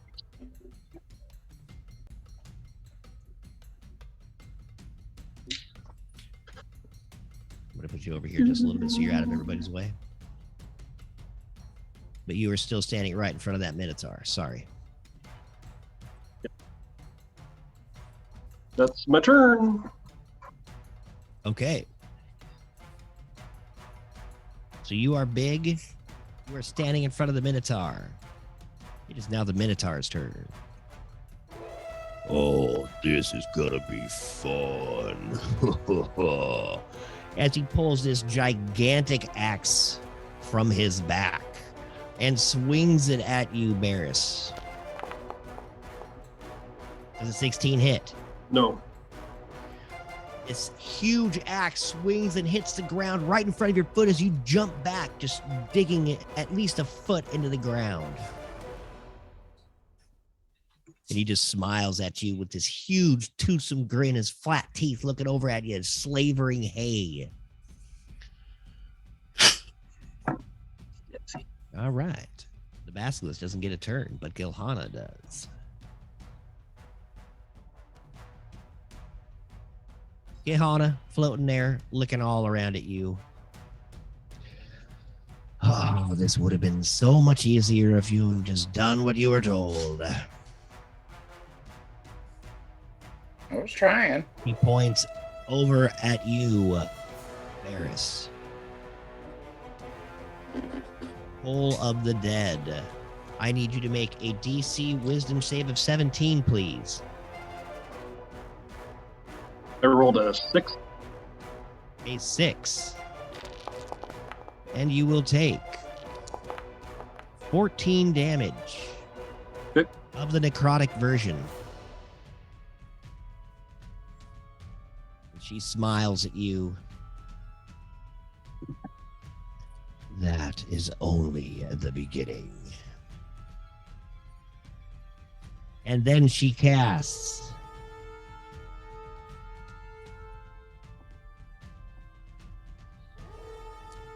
absolutely nothing, as she is going to hold whatever other action as she deems fit to use it.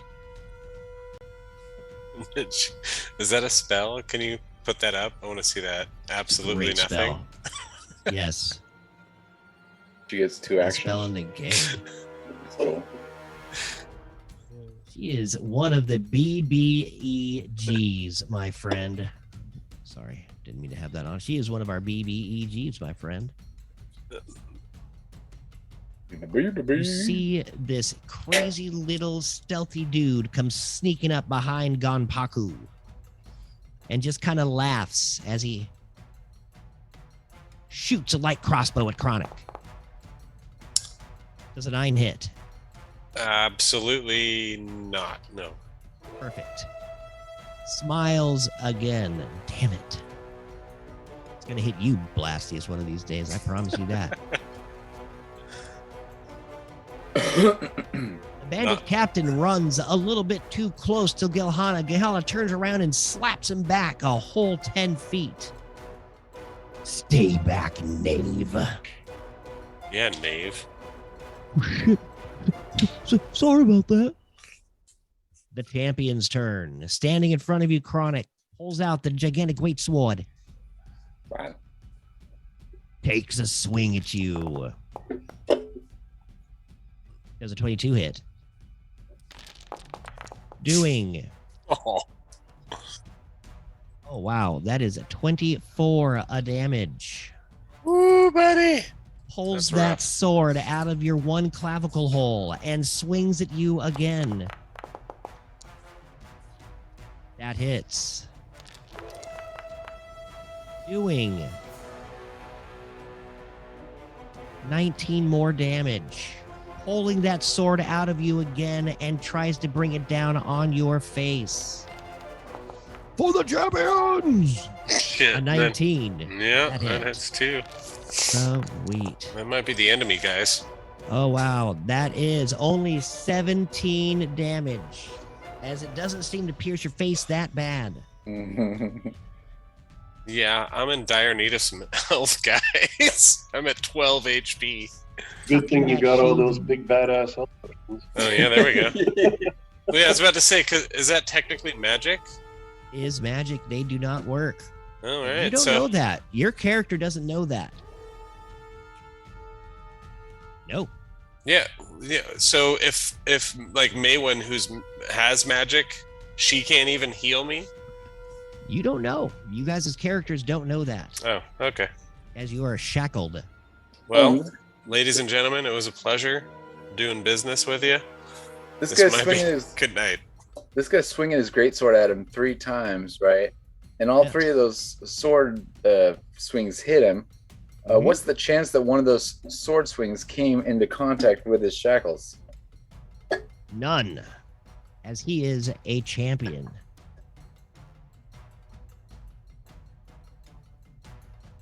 I kind of feel like he could. You could have used your reaction to do that. Sure, I'll do that. What do you want me to roll? Go ahead and roll a dex. A dex, or I You was have going to to say be- like I'll a let you do this on acrobatics. his last hit. Yeah, What dex, acrobatics. They're both fine. Okay. You have to beat a 19 because that is his last roll. And I get a You are not able to bring your and I shackles have up in- +9 to it. So obviously I roll a fucking 4. You just get your arm in the Jesus way as he Christ. slashes into your arm deeply. I Good tried. job, good job. Hey, yeah, hell yeah, dude. That's a great try. I love that. As you see a few assassins and Durgar walk up. Yes, that's what happens. But Ganpaku, it's his turn. He's He's our not friend, right? We actually like him. that big. Oh no, he hates you. He's been trying to get you into his fighting pit for a while. Or at least this fight. Ganpaku, we like you.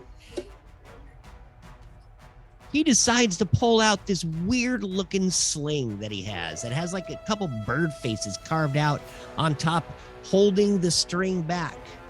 And he pulls that out and shoots at thee, Chronic. Does an 18 hit?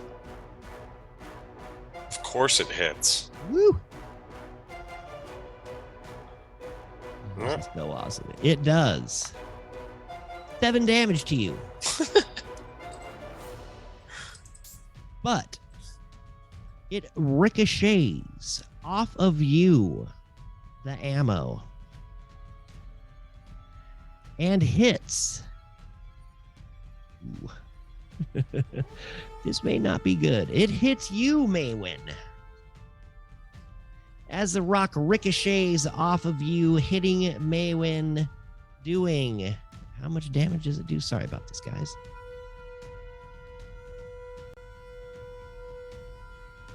Dude, it actually does a full other attack. It's so freaking awesome. That's why I love this thing. Yeah, dude, this is a great thing. Birds, 1 stone. Does a 15 hit you? Yeah. It does. And it does. Oh, my Lord. 9 damage as that rock banks off of Chronic, hitting you right in the face, Maywin. You see again Zalith bristle. Why do you keep attacking the elf? You see Gonpaku kind of go, ooh, whoops. Sorry about that. I did not mean to attack her, as yes. He takes 1 step towards you. Barris. By the way, is Gunpako you? Is he like giant? He is not, but he just looks cool. That's why I want you to see him. He takes a swing at you, Barris. With a 13. Does that hit? Oh yeah, that's right. They're like monk balls, right? Does not. As he tries to put his little thing away, yes, his monk balls. And he comes up and does a little Kamehameha hit at you, Barris, and misses. All right. The other guy that's standing up there, oh yeah, I got $2 on, and they start gambling more. Grimble. All right, I need the DM ruling before I officially do what I want to do. I got 2 options. I'm gonna tell you what I thought, or what my thoughts are. Are you still shackled? What's up? Do you still have 1 shackle on? No. My shackles are off. Your shackles are off. Okay. So I want to do one of 2 things. My desire is to get Blasty's shackles off, right? That's what I want to do. So I want to do one of 2 things. Right now, you have been working on concentrating with your gem, and that is what's happening right now. You had pulled out your traveling gem, right? That's right. I did want to ask you about that. So before we got into combat, yes. How far did I actually get into rubbing my gem? You got 6 seconds into it. Okay, then I quit doing that. First round. Okay, so you quit doing that. Yeah, because I have to do it for a minute, which would mean I would do it for 10 rounds, which would waste all my time, which I'm not doing. I just figured that went without saying, but yeah. So here's what I want to do. Tell me your thoughts. Either I'm going to use an action to cast I can never say it. Prestidigitation. To create a non-magical trinket, right? That can fit in the palm of my hand that lasts until the end of your turn. I'm going to create a key that will unlock it. Now, if you say that I can't do that, I'll tell you what I'm going to do instead. Because the key will be made by magic means, it will not work on these shackles. It is a non-magical key, though. It is a non-magical key? Yeah. So I can create. Prestidigitation creates your non-magical key for you. All right. Non-magical trinket. Yes. Yes. Okay. So if you say I can do that, that's what I'm gonna do. If you say not, then I'll tell you my other option. It is going to have to be a key. Now it will still because this is a very powerful magical item that you are trying to make a key for. I'm using a very powerful magical spell. It's so powerful, it's impossible to say. The power is in the name. The power is. So you will still. You're going to still have to roll a sleight of hand check to be able to use that key in the. The other option was if you weren't going to let me do this trick, then I was just going to do the old tool method, which technically rolling for the tool, I do a D20 and then. You're going to have to roll a D20 with your sleight of hand anyway. Either way you look at it, you're going to have to roll a sleight of hand check to be able to get this key to work in these shackles. Okay. Well, It's then kind of be like this crazy guesswork for you to be able to get this key to fit the lock right, you know? Okay, well, if it's sleight of hand, then I guess I get my +8 on top of the +2. You do. Okay. It's a very hard thing to do, though. I have the DC save. I have the save. Either way.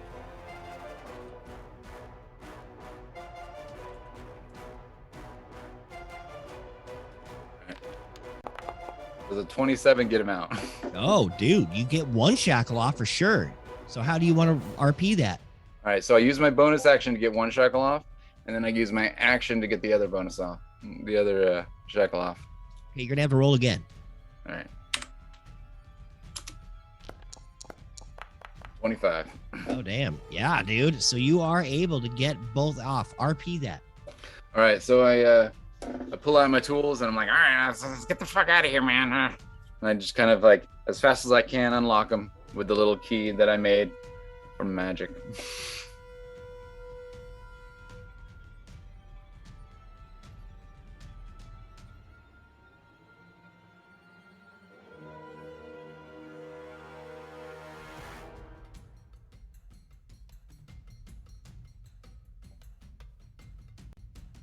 Yeah, the shackle's off, right? Ooh. That's right. You guys are all weak. Hurting.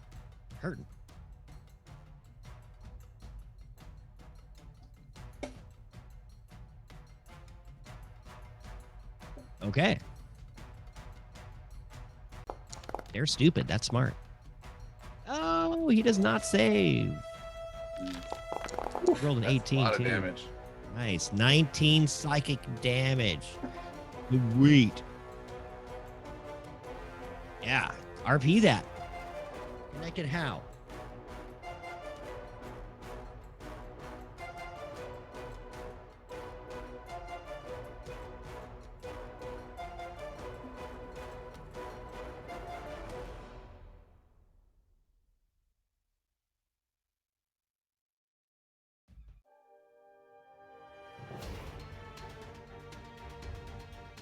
Nice, dude.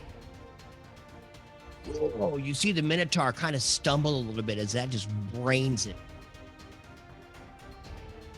Sweet, dude. You hit him with your psychic weenus.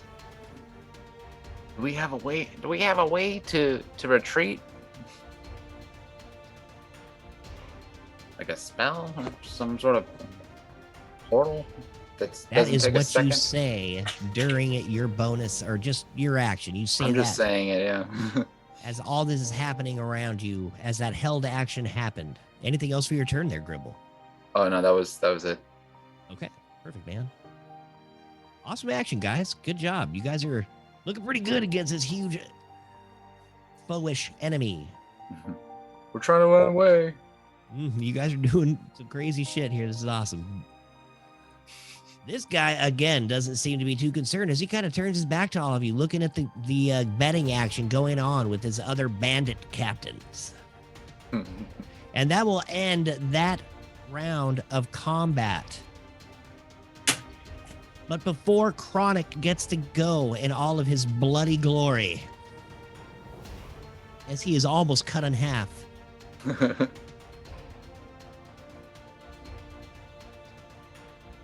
the gigantic door on the back of this wagon bursts open. You don't see anything come out, though.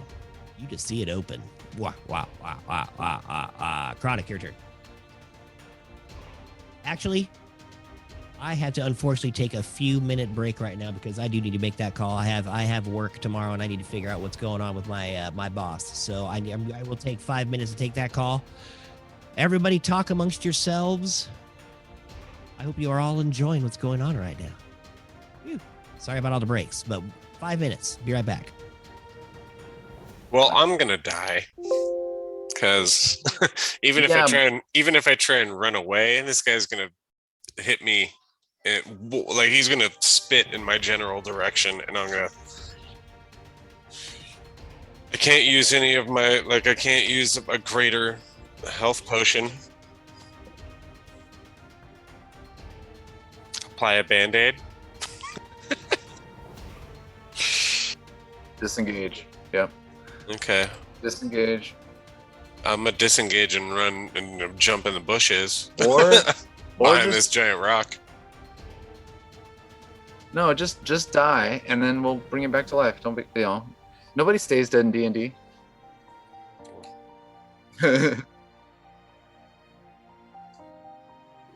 We got you. We got you.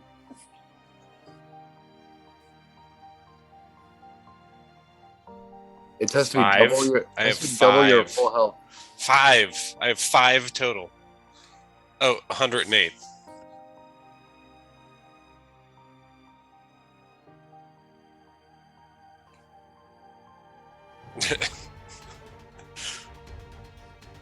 Well, even if he's dead that way, there's still a way to bring him back. But if you just go down, I'm gonna go get a beer about it.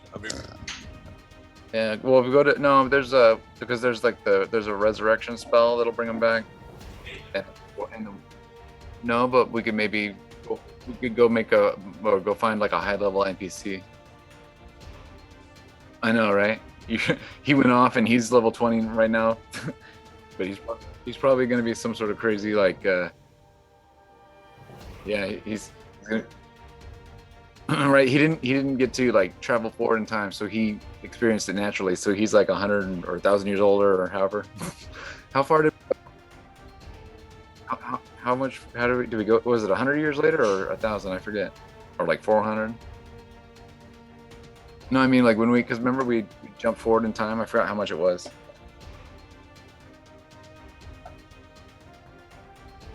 Mm-hmm. So I was just saying, like, I was saying Sparky didn't experience the jump forward, so he's just like way older. But I was trying to figure out how much or how many years had passed. I forgot what it was. I'm gonna get a refill my drink.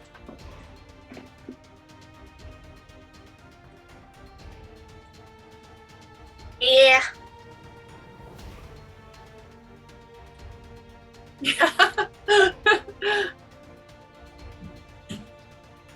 Trying to not fight. Get us out of there.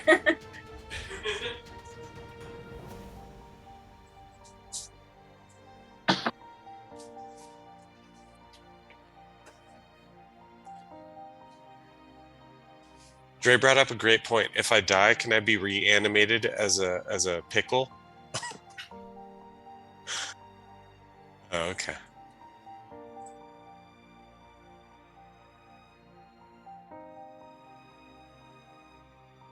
I'm just saying, if the pickle option's available.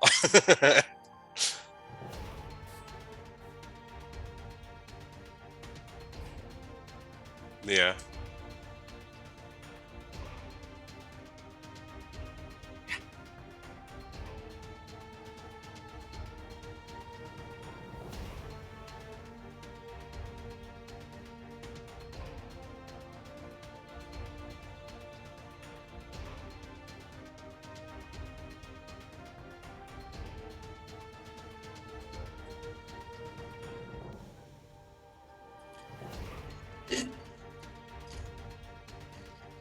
Kind of knew the prestidigitation idea wouldn't fly. Prestidigitation, whatever.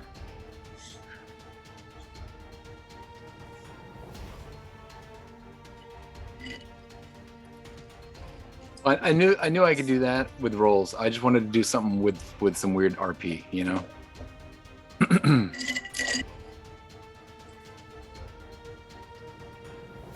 Right.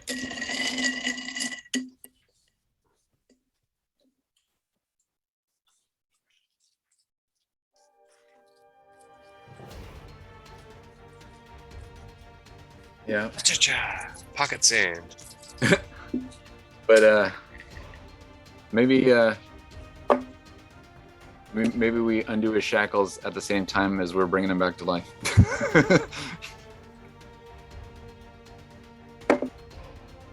Yeah, that's true.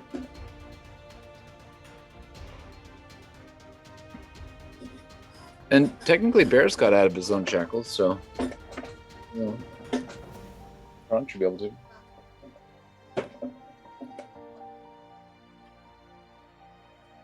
Yeah, I have these tools. No, that's what we discussed. That's what we discussed at the end of my first turn. Was I attacked the guy and then I was like, okay, I should try and unlock myself, I guess. Well, I wasn't almost dead at the time, but I got attacked by 3 different people 3 times, so I went from like 90 HP to 5.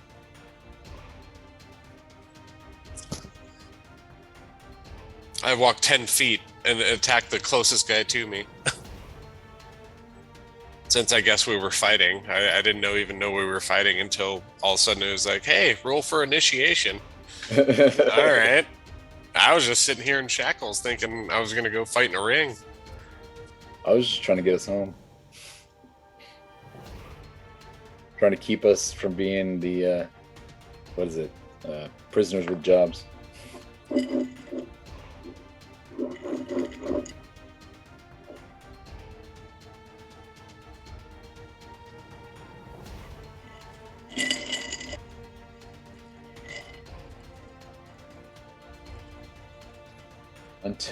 Incapacitated until the start of your next turn. So it lasts from the time he gets hit.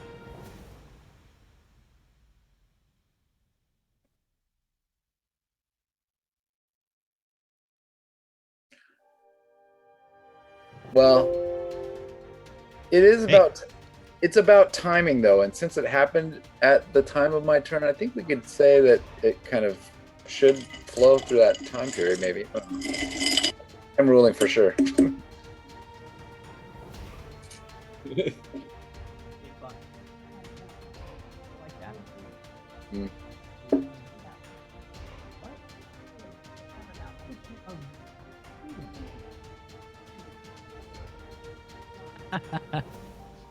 No, Barris wiggled out and then got big. It'll last for a few rounds at least, though. 14 feet.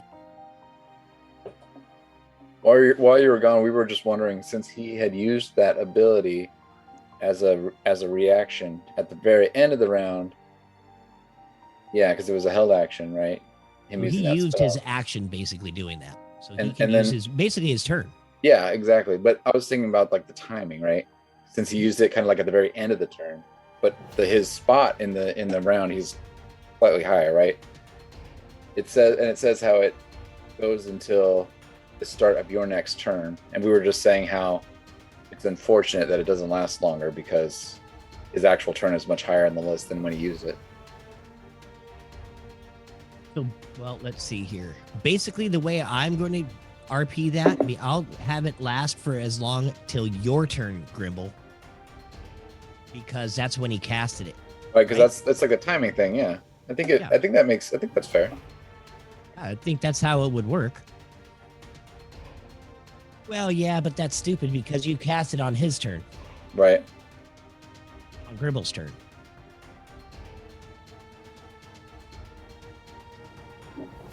Yeah, so he doesn't get to do a reaction attack. But that's still powerful. Yeah, he doesn't get to react on his turn because it's before Grimble's turn, right? Yeah. Yeah, Grimble's at the end. This is the end. My only friend, Grimble.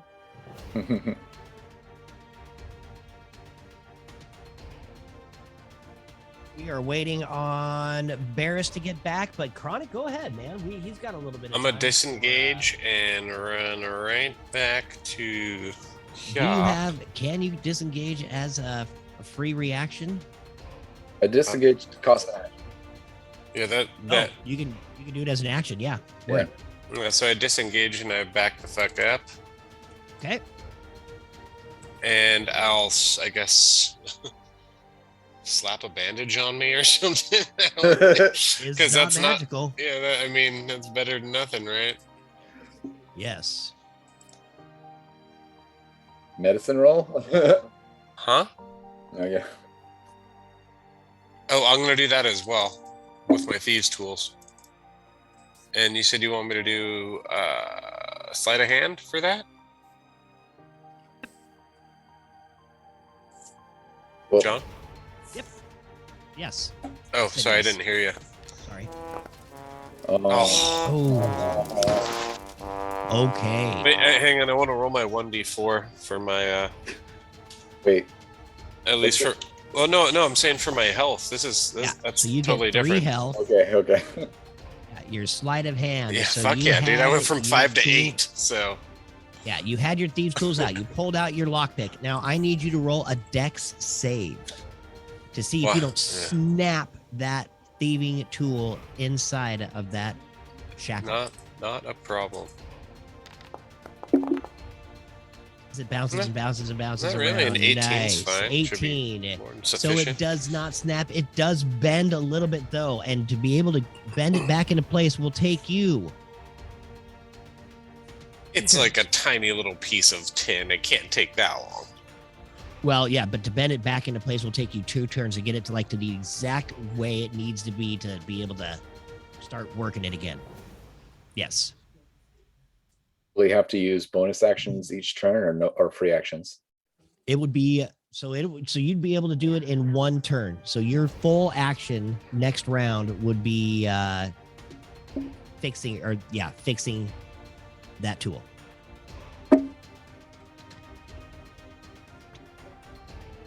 All right. Hopefully by the time. All right. Well, I'll be back then. Maybe I can free you. This archer was smart enough to not shoot at Maywin, so she is fine.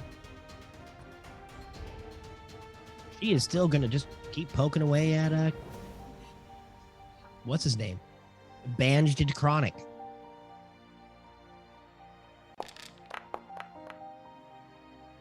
A 19, which I know hits. Dang it. Yes. As that arrow flies through the air at Chronic, who's not even here, as he's looking down, trying to fix his little lockpick, that arrow plugs him right in the chest. Bonk. Hitting him. Do you have your reaction? Round, yeah. Okay. So I will have you do an acrobatics check to see if you can get in front of this arrow. You'll have to beat a 9. Yeah, you'll have to beat a 19.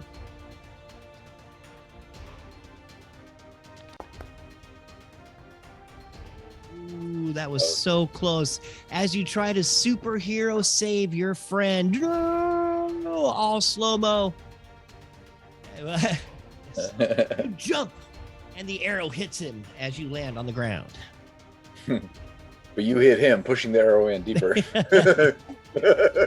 You whack Chronic farther into the arrow. He is unconscious, with an arrow sticking out of the middle of his chest.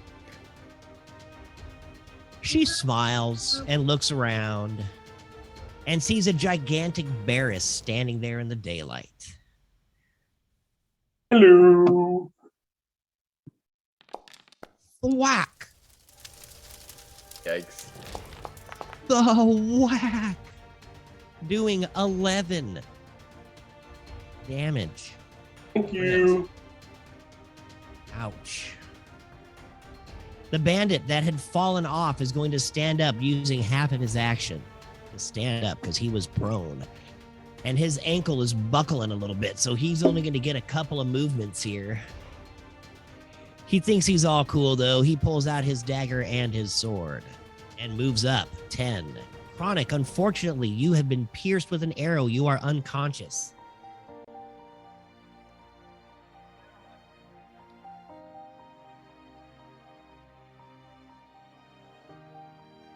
It's shocking. It's super shocking to me that the DM rolled another nat 20 though. That was on Barris. Yeah, a 19 on you, a nat 20 on Barris.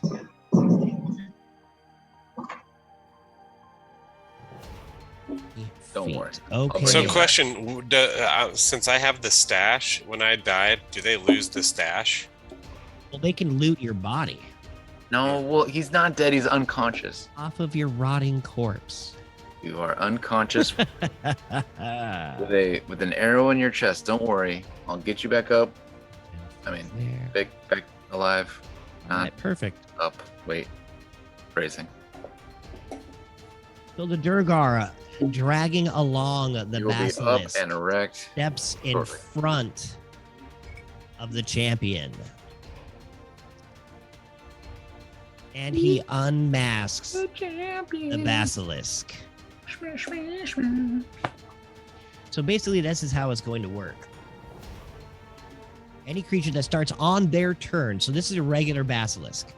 If a creature starts its turn within 30 feet of this basilisk, and the two of them can see each other, the basilisk can force the creature to make a DC 12 Constitution saving throw if the basilisk isn't incapacitated on your turn.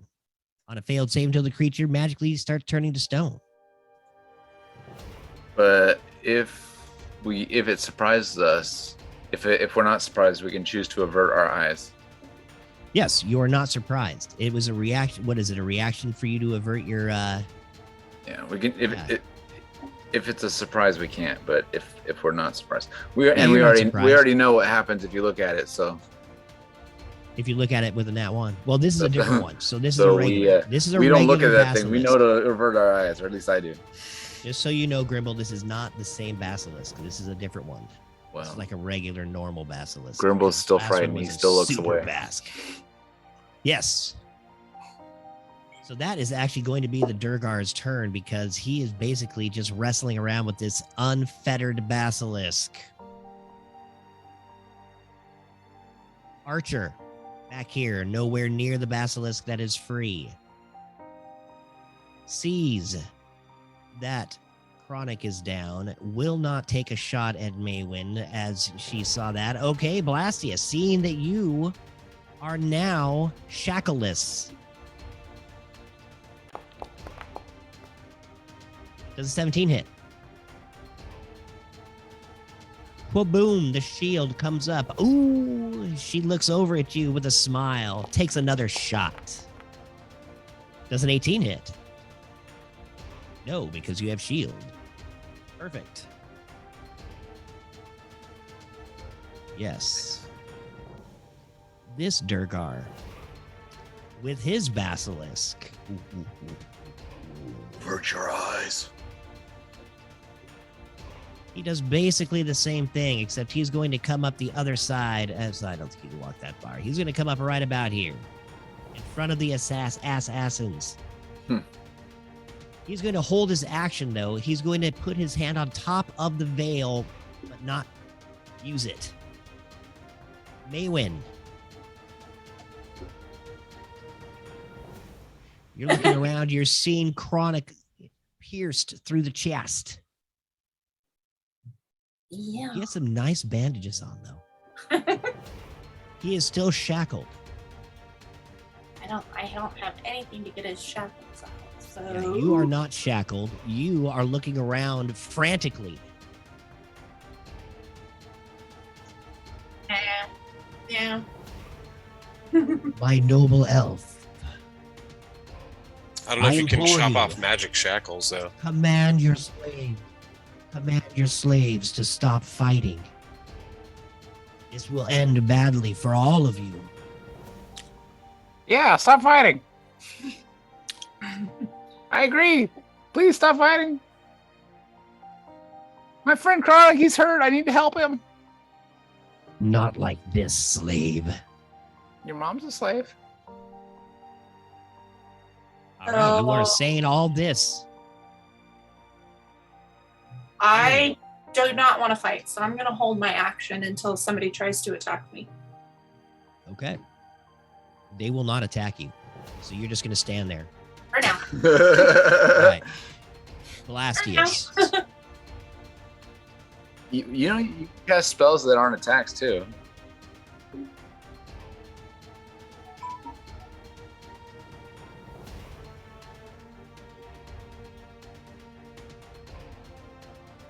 Okay. Where be ye casting it? Where be the fire?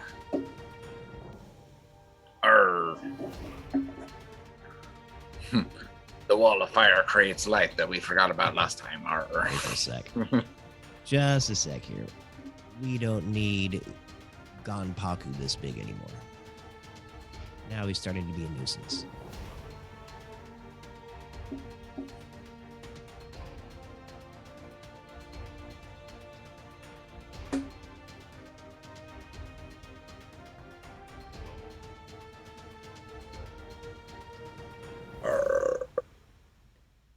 Excuse me.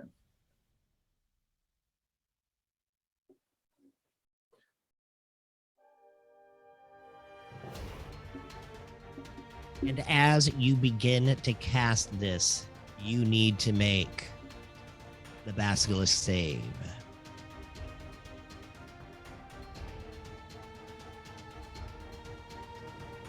Well, then you will have to cast. Okay, see, no, that doesn't work. Yeah. Go ahead. It's not a big save. Constitution.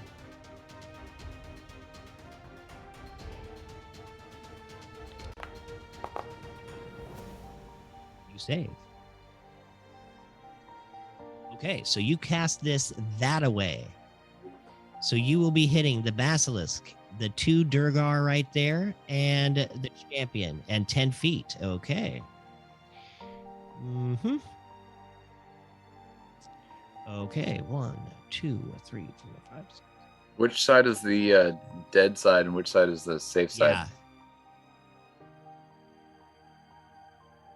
Because one side is the safe side.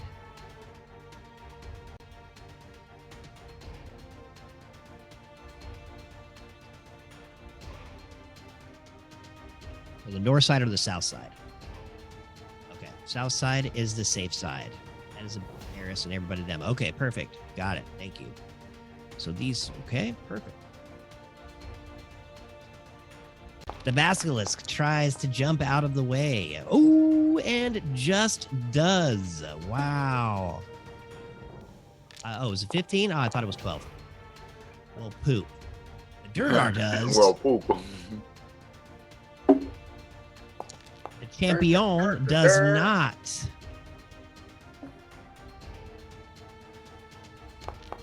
Yes. There sure are.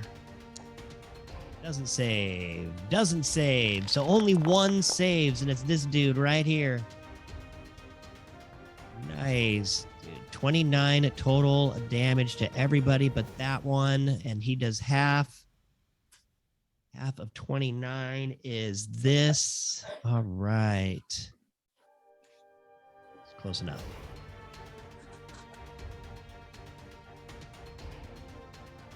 Nice.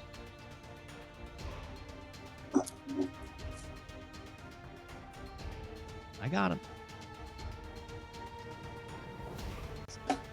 10 feet from the safe, from the non-safe side.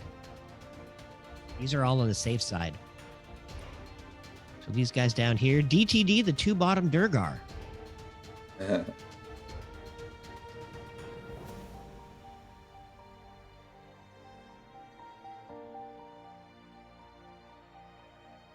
Nice job.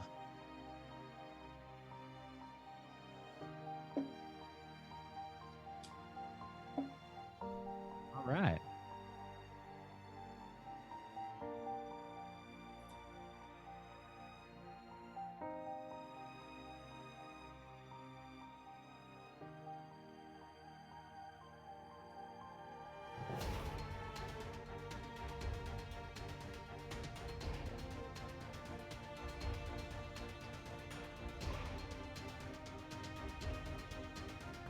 All right.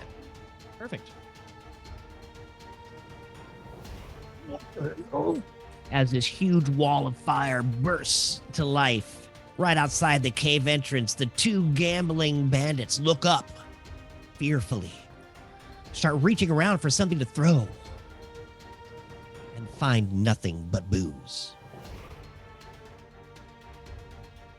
The whipped archer who is standing there, who accidentally took a pot shot at Zalith, Gilhana Zalith.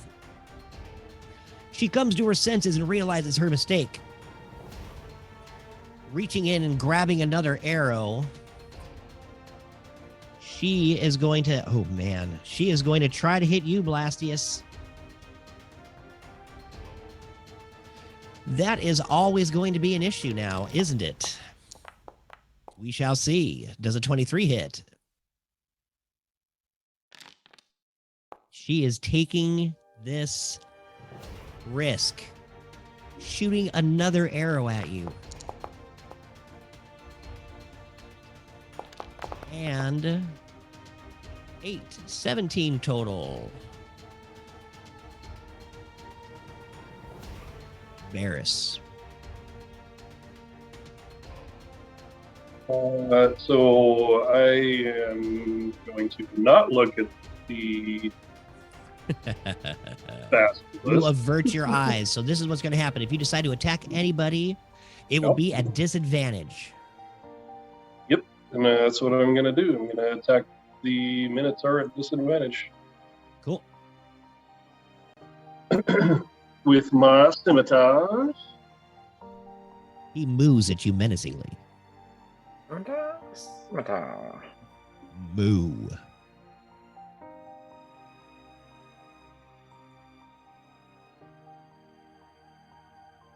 $15 to hit. A 15 hits. For this Minotaur is wearing nothing but a loincloth.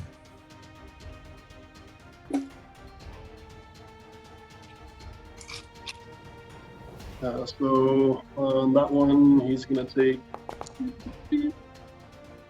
Remember, no. are you shackled? No, you're not shackled anymore. Never mind. Sorry. No. Minus 6. So he's going to get 15 slashing on that one. All right, 15. All right, thank you. My second attack will be 13 to hit. Does not hit.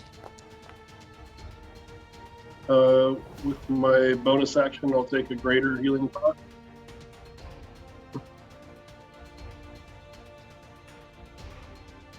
Perfect. That's my turn. Awesome. Good turn, buddy. Thank The you. Minotaur looking pretty haggard. You see him breathing heavily as more hay snot comes dribbling out of his nose. Oh, my mom did not like me using the word snot.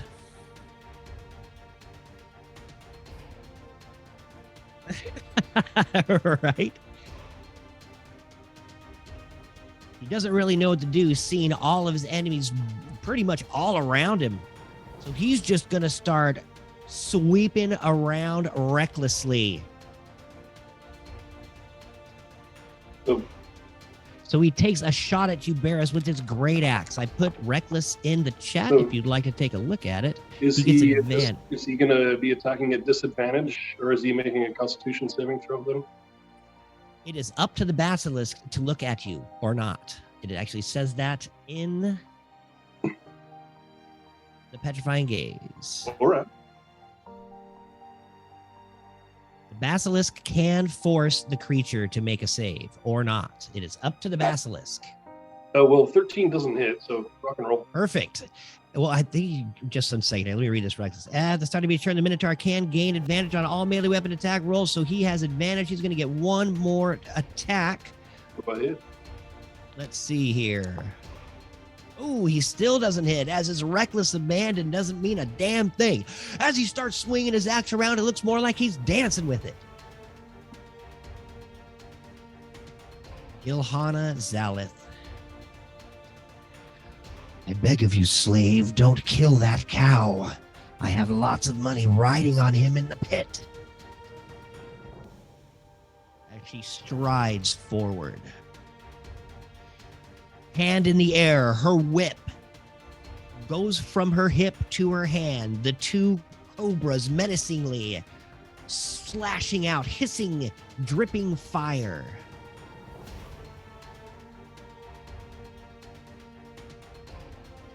Am I close enough? Oh, God. I think I am.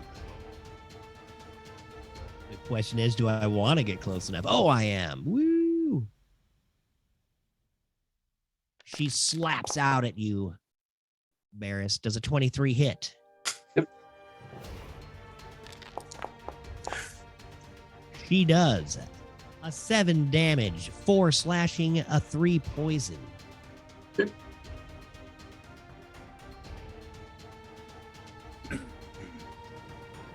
Leave him alone. Mm-hmm.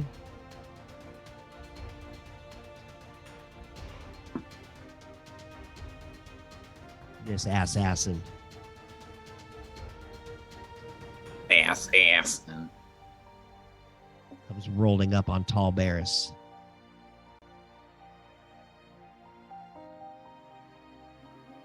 Pulls out his short sword. Howdy. This fucking That guy. is. This fucking guy with his net 20s all night. Gosh dang. I need you to make a DC 15 Constitution save, please. You will also take 17 11. sneak attack. You rolled an 11. Okay. Sorry, I didn't mean to roll that. I didn't hear the first part you said, though. Just 1 second here. Okay. Did you roll your Constitution? Yes, you did. 11. Okay, so it was a DC 15 Constitution save. The target moves make a DC 15 save, Constitution save, taking. Oh my gosh. You failed. So you will take 7 dice 6 poison damage on a failed save. Okay.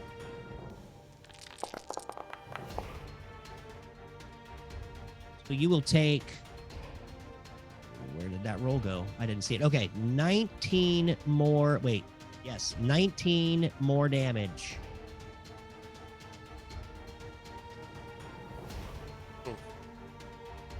As he slashes into your leg. The total for that attack is 19? The total for that attack is what I said. No, it would be 17 plus 19. Okay. Because of the sneak attack. Okay. Received. Sweet. And as he looks up at your leg, as he just hamstringed you, he starts running up your thigh with his short sword. I'm gonna whip my. I'm gonna turn around really fast and smack him in the forehead with my huge, long. That's my reaction. And as you do that, he reaches up with the short sword and tries to cut it off. Does a 15 hit? Nope. No? Mm-hmm. Nope. Perfect. He misses, and you kind of slap him, but he still stays on your leg. Like an evil stain. An evil stain. The bandit runs up, Stain behind the basilisk, and trying to get around Gilhana, just trying to make sure that she's okay. Holds his action to see if anybody gets close to her. The champion, already feeling pretty warm and toasty, tries to jump out of the range of this fire and lands next to you, Maywin. Now, would Maywin have to take, yeah, she needs to make a dex save. She is well within 10 feet. Okay, at the end of your turn. You're good, Maywin. I'm sorry. Oh, sorry. I rolled it. No, you're great, dude. Ignore that. Champion, that's fine. The champion runs up next to you and he pulls out his short bow and he looks over at you and he goes, "Madam, you must tell your slaves to stop fighting. Nothing will come of them dying here." He pulls out his short bow and shoots at you, Grimble. There's a 14 hit. It sure does not. Sweet. The arrow thwacks into the ground. Plus, it might be a disadvantage because I'm like behind. I have good cover. Oh, word. Did you behind Murphy, or are you in him? The second assassin comes running up. And instead of attacking you, Barris, he reaches out and just cuts the nose off of Gregor. Does a 17 hit? I'm going to assume it does. Does he have my same? Oh yeah, that did. does. I attacked the dog. You know, heart.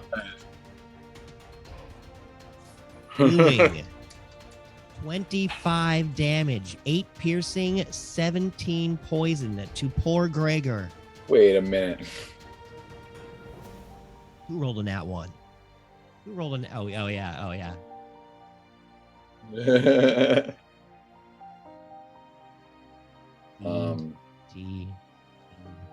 Gregor. It doesn't even matter. The dog is dead. Right? A dog has what, like 5 hit points? The poor dog, unfortunately, has been dispatched by the assassin. As he comes up again with his second attack, stabbing into your knee, Barris. 18. No, doesn't John hit. Wick, all these Does mother. not hit. Paku Yu looks a little flustered. Why did you kill the dog, you little freak? That was the nobles. As he's all sorts of pissed off. And he does this amazing attack as he turns around, stomping both of his feet, puts his fists between his legs and casts Fist of Unbroken Air. Barris, I need you to make a DC 15 strength save. Great strength. Please. 22. That is your strength save? Dude, nice. You saved. And actually, I have advantage on that, but I did. Sexy. We're good. Good job, man. So as you feel this fist of air come rolling through, he farts and lets out a cut that stinks, but does not seem to do any damage or knock you over.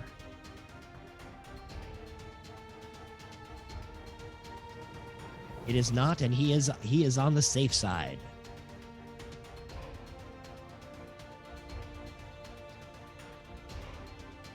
He turns around and smiles, his huge toothy grin, and starts fingering his necklace. The gambling bandit captain looks around. Man, I don't know anymore, dude. You got a couple dead. I got a couple gold on the big gray guy. It is your turn, Gribble. All right. So with my bonus action, I'm going to take. I've got a healing potion here in my. Wait. His cuffs are off. His cuffs What? are. My cuffs are off. No. I'm going to give a healing potion. I'm going to apply it directly to Chronic. He has to have his band. He has to have his shackles off. He is To still shackled. get The potion? potions will not work. I didn't think potions matter. It is. Unfortunately, I am so sorry. You do. Okay. I mean, It could probably do. All right, then I'll use. Does he have both of them on? You could He's probably shackled. do a medicine check. Stabilize him. Yeah, so he doesn't- technically, yeah. You guys don't You can even do really med know check. that the shackles or the medicine doesn't work. So if you think he would use the medicine, then you would probably use it. I hate being made out. Okay. All right. Sorry, Chronic. Guess I will have to try to take off his shackle. What do you want me to roll? A 20. Sleight of hand. There. Hey, nice. Hey. As you reach over, you click one off on your bonus action. You are now allowed to use your action to get the other one off. You don't have to do it secretly either because everybody knows you're fighting. Well, you got one See, off. I'm a nice DM. You can use your bonus action on your turn to try to get the other one off. Chronic, he's dead. What's up? I'm at 0 HP, dude. Damn it! Yeah, that's right. He's dead. Everybody, cross your fingers I for don't this. fucking know. I don't have. I'm not feeling this one. Knock on wood. Oh, dude. That one. I mean, good job, dude. Woo, nat 20. Let's see those 20s in chat. All three of you. All right. Well, but that's my bonus action, Thank my you for being action, here, all so I three of can't you. heal you. So you're shackleless. You are unshackled. Someone This is a really could have huge unshackled step. you before that, and I could have healed you up to life again, but I guess not. That's my turn. Up. Yep, That is that's my turn. a bandit captain. He's up there gambling. Yeah, you guys are all doing all right. The bandit captain just looks back, grabs another keg of grog. He reaches over and he grabs another barrel of arrows and sets it up in front of these three lady archers that are just shooting away at y'all. All right, Chronic. Even though you're dead, you still get to roll.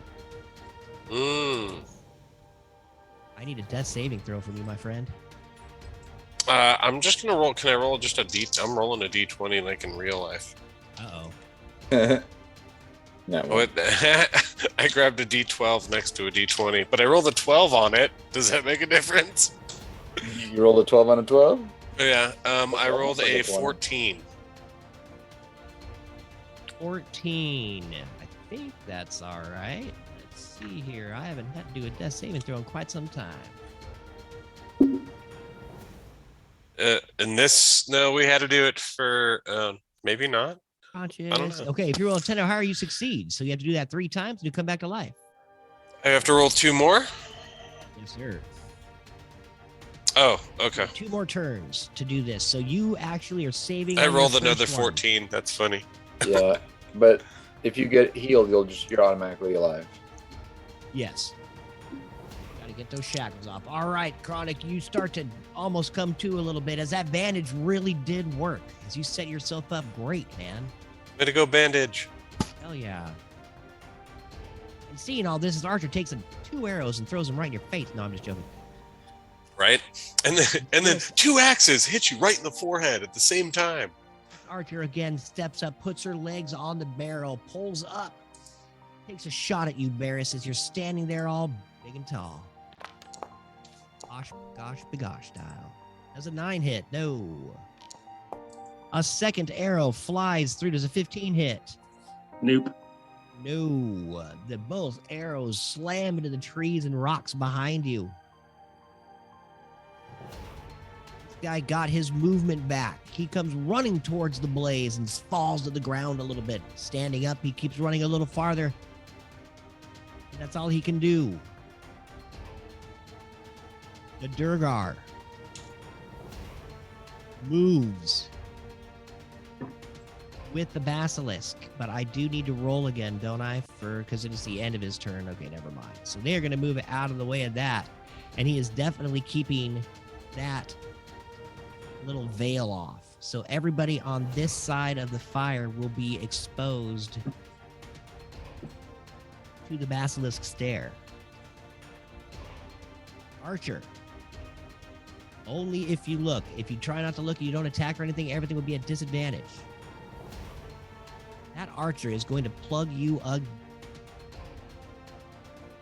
anything because you are not looking. You're looking straight down. But it doesn't matter, Blast, because you're going to take an arrow to the face. Oh, no, you're not. And again. As long as we're not targeting the basilisk, we can avert our eyes from it. No. Does a 14 hit? Matches, right? Perfect. Perfect. You take 11 damage. Another. No. Full damage.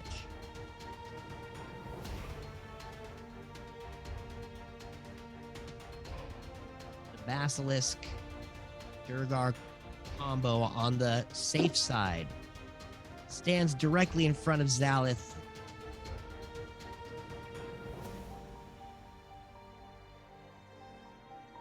and he takes the veil off. So now everyone in this area will be in trouble. Maywin, you can either avert your gaze or you must make a Constitution saving throw of 12. She only has to avert her gaze from that creature. She can still look at other creatures. Yeah, so if you wanted to target that creature to attack it, then you would have to do this saving throw because you looked at it. Right, because that's AoE and you're not looking at it. Okay, so I am not looking at it. And I want to talk to everybody via the sending stone real quick here. And I'm going to say, should we get in the wagon, restore our health a little bit, and we can escape from the wagon later? I think we need to get the heck out of here before everybody tries to kill us. More. Either way, I'm trying to get out of here, but I don't know if that's the right way. Maybe it is. I mean, Blastius, he makes a compelling argument.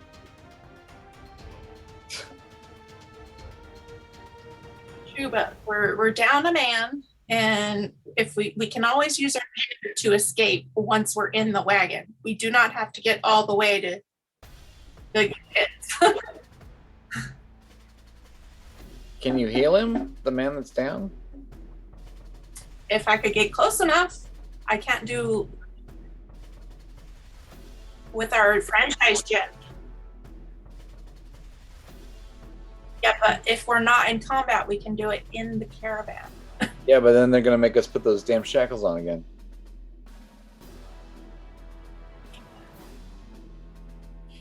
I only accepted the shackle. I mean, I only allowed the shackles so that they would bring you back. Now that you're back, we need to get the heck out of here. All right. So, I'm gonna die before I put those shackles on again. They did not feel good. Yeah. It starts shutting down some of my. I have internal mechanisms that keep me going. That thing does not do well for me.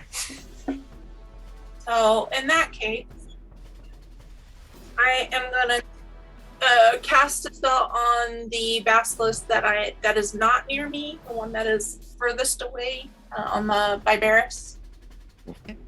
What are you casting? I am gonna cast my storm sphere. If you target the basilisk, you're gonna have to do a con save, right? Not the one near me, the one on the other side, closer to Barris. Actually, I'm gonna. It does have its mask off, though. Its mask was removed.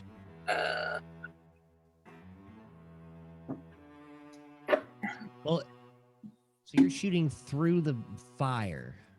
Can I do that or no? Yeah. How did we rule that last time?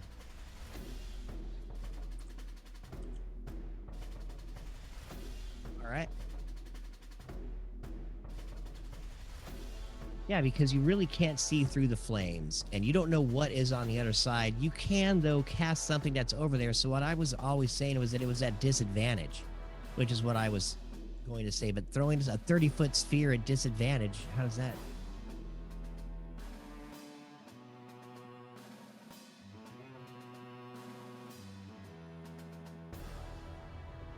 This is what I'm going to do here. I'm going to have you roll a 1d100, and we're going to do percentage here. If you get the percentage right, you'll be able to hit them, and I'm going to... 1d100? Yeah, please. 20. No. I'm all 20. Yeah, 20. Yeah, right? That is awesome. Okay, just a sec here. That does not hit where you wanted it to hit, unfortunately. But it does hit south of where you are attacking. And it hits Gilhana Zalith. And also one of the little bandit captains. So go ahead and roll your attack. Eh.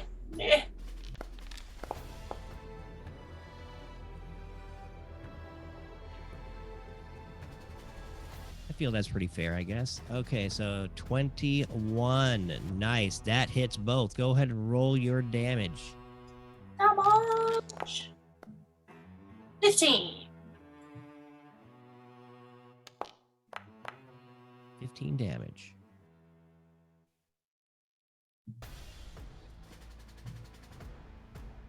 It depends on what level she cast it at. 46, and she rolled a 3, 4, 2, 1, 15. I mean, I guess so. I mean, max 24. All right. Gosh, dang it. Why did that not roll? There we go.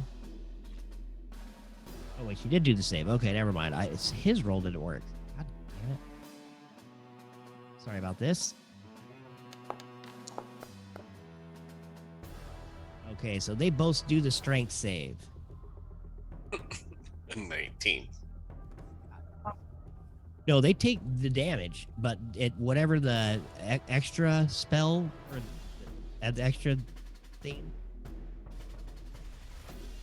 yeah, they saved that.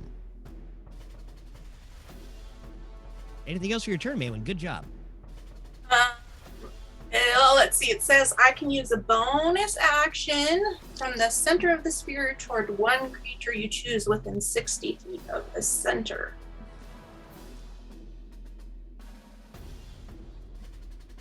So let's see what's 60 feet from the center. Sweet. I'm going to go for Gonpaku, if I can. Oh, wow. No, I want to go for Gonpaku. It's pissing me off. Nice. So, let's see. For that, I have to roll what? It's just another attack roll, right? Yeah, you just Make used it in a the chat, I ranged think. spell attack. So just roll the attack again. What's your spell attack?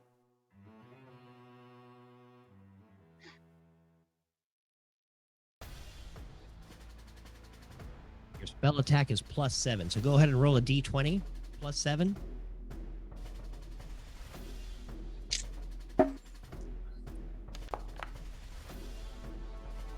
$17. 17 on Gonpaku.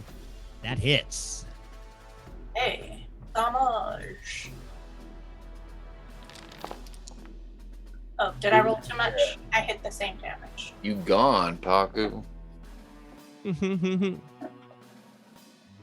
4d6. Should it be 4d6? Sorry. Yeah.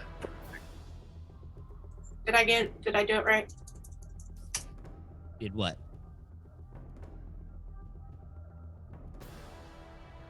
Oh, it hits him. 22 more damage? Yep. Right on. That's it for me. What's going on here, dude? They're 8. No, he doesn't take the bludgeoning. That was from the original spell attack. Yep.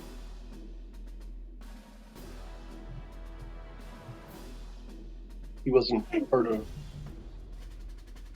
He doesn't hit in the first attack. I can just roll a 4d6 if I need to. Is that easier? We'll do You already 22. It was a 13. Yeah. Okay, I'll leave it then. I can't touch it. All right. Maywin. Blastius. Or excuse me, Maywin, is there anything else for your turn? Sorry about that. Nope, that's it. Perfect. Blastius. You're up, Buttercup.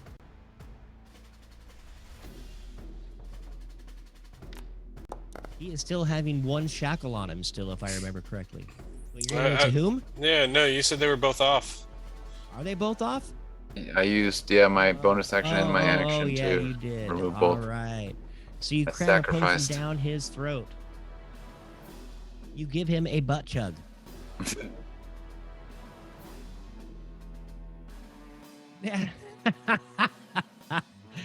Ew, gay. This is the potion that was in his butt plug nug jug. Nice. It's extra warm. Gotta drink it straight from the source. You gain 15 health. Oh, I'm not complaining. I'm just describing it like thoroughly. You sputter back to life. Stinky health potion. Pooper shoot.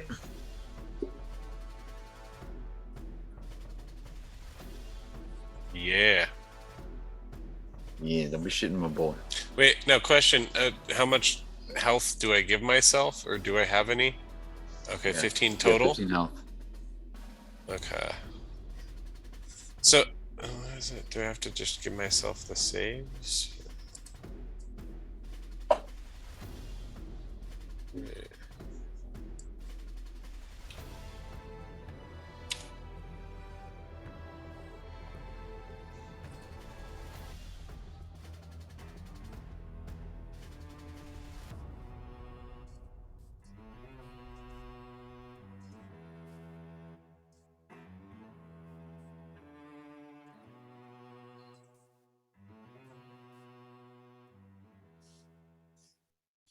Where's this fireball going? Fireball. Oh, on top of that thing? Oh, wow. Okay.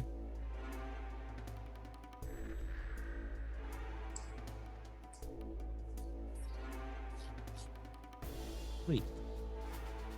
Yes. I cough back to life and I go, gotta blast, yes. Okay. Another 29. You like that number. All right. So everybody saves but one archer. The one archer does a nat 1.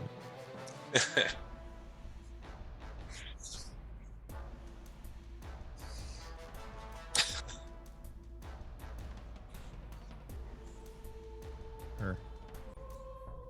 Or maybe she's non-binary, I don't know. He identifies as a unicorn. Oh, the wagon's super on fire. Oh yeah, the whole top of the wagon catches fire. up. You see some flour sacks, little sacks of maize just lit up.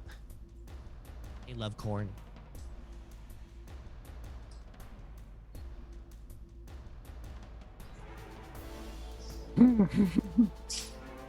It is hitting and just pretty much engulfing the top of it, as because that's how you kind of cast. You had it coming down on top of it, right? Or how are you RPing this?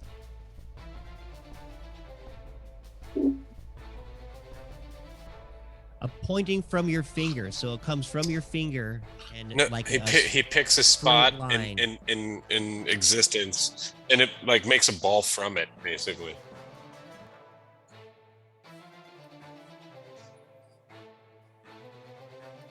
All right. In a radius.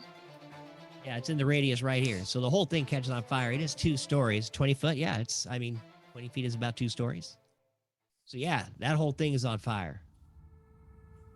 You hear the screams of the gladiators and the slaves inside of the jail wagon. The poor innocents. It's okay. Grimble tried to kill him earlier with a grenade, so they were bound to die eventually. Oh yeah, now they had it coming. Harmlessly lying in their hay beds. I tried to blow the wheel up with a grenade. Anything else for your turn? Anything else for your turn, Blasties?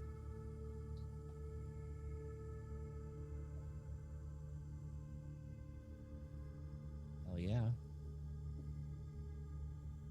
Bandit who is on fire. He cries.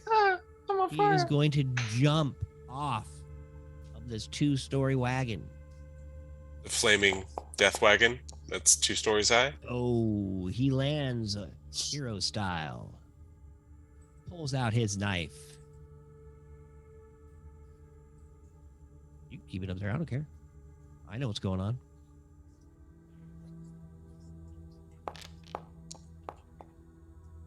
I think it looks cool.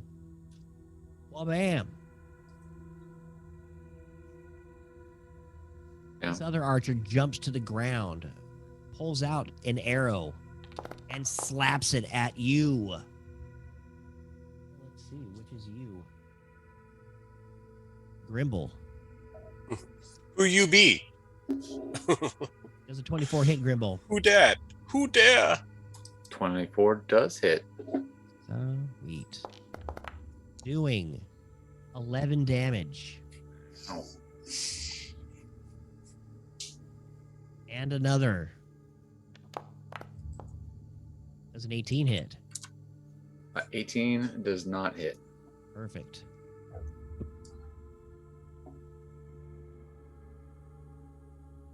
He is dead in your combat tracker. Well, I'm not. I have 15 HP.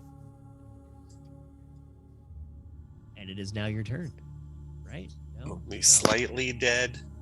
To Blave. Close to your turn. Barris, pause. My bad, Barris. 'Tis your turn, my tall friend. All right. I will take a healing pot. A healing pot. Not two of them. Didn't mean to roll. I didn't mean to roll two of them. Sorry about that. I was about to say, I haven't seen. Oh, yeah, there they go. Oh, there was one. Good. That's what I meant to do. 15. Wonderful. Great. So that, and then I will slash. What's that? I do, but I was dead.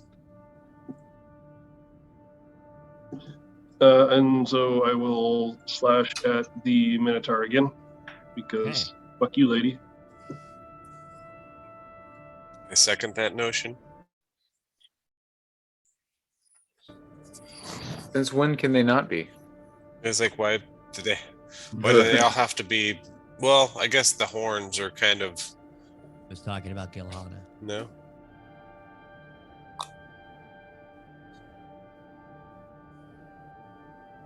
Lay off my moo. There's been a Minotaur in history, recorded. Okay, I'm not in that boat. 15 hits. I'm glad we're having this history lesson. I love it. Hercules, Hercules, Hercules.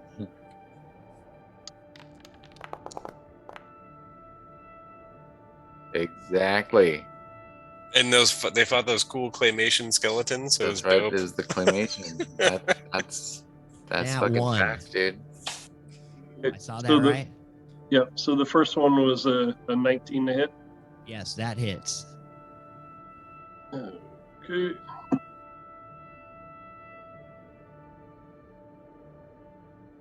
He takes 10 plus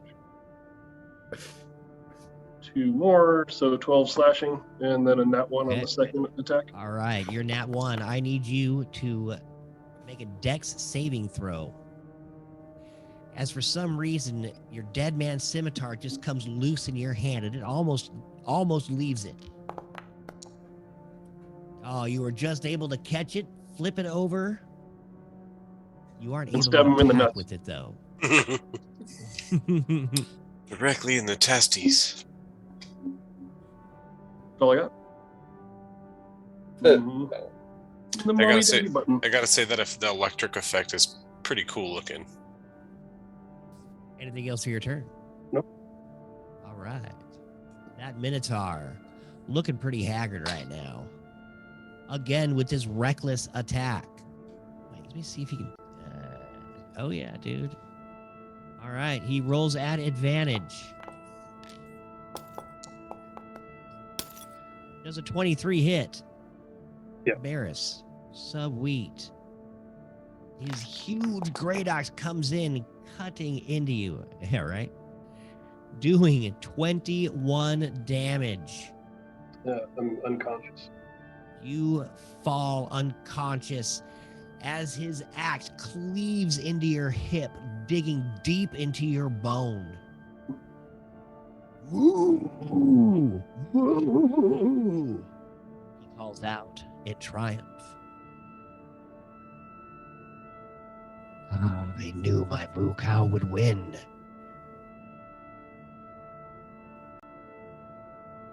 Johanna steps up in between her protectors, her whip snapping around her head. And I yelled to her, "Hey, Johanna, do us a favor. Can you heal Barris? Thanks." Instead of healing you, she is going to cast Sacred Flame on you, Grimble, as you call catcalls at her. I need a dexterity. Nice. That saves. Barely. Just barely. Yay. Yeah, dude. Hell, you gain benefits. Okay. Oh, perfect. You save. As this sacred black flame comes I jump out of the pit, it does not seem to hit you, engulfing her moo cow.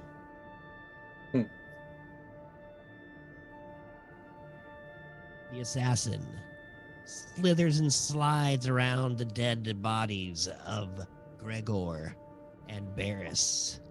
Comes running up to you. This is not at advantage, so this is just a regular hit unless it rolls a nat 20. Oh, so close, so close. 21. Does that hit, Grimble?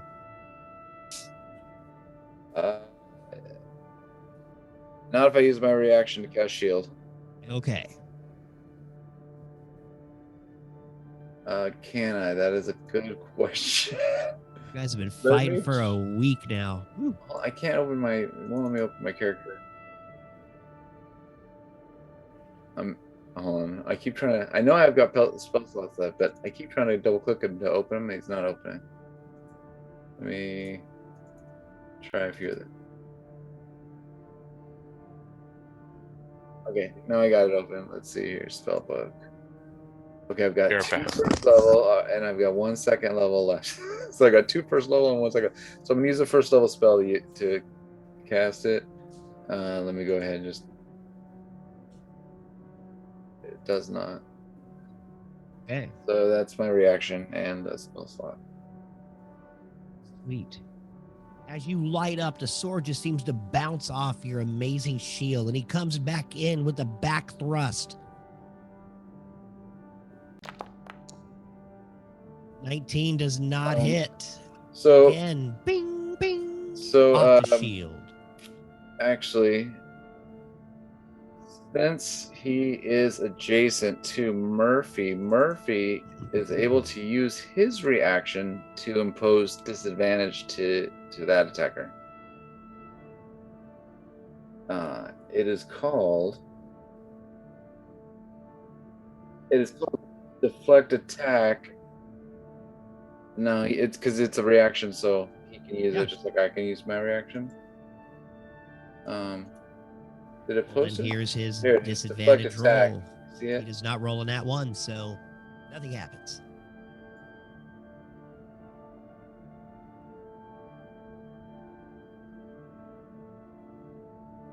Well, let me, but it doesn't matter because 19 didn't hit anyway. But yeah. I was using the ability that I never get to use. All right. Just because, yes, I can impose disadvantage.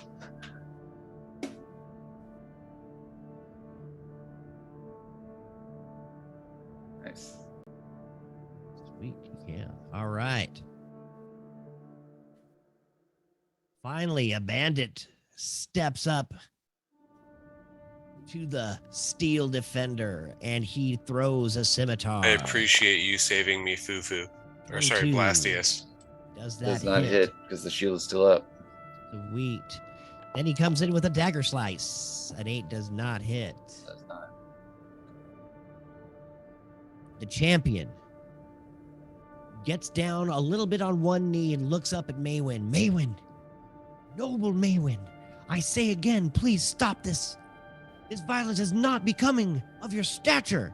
As he pulls out another arrow and shoots at you, Grimble. Does not hit.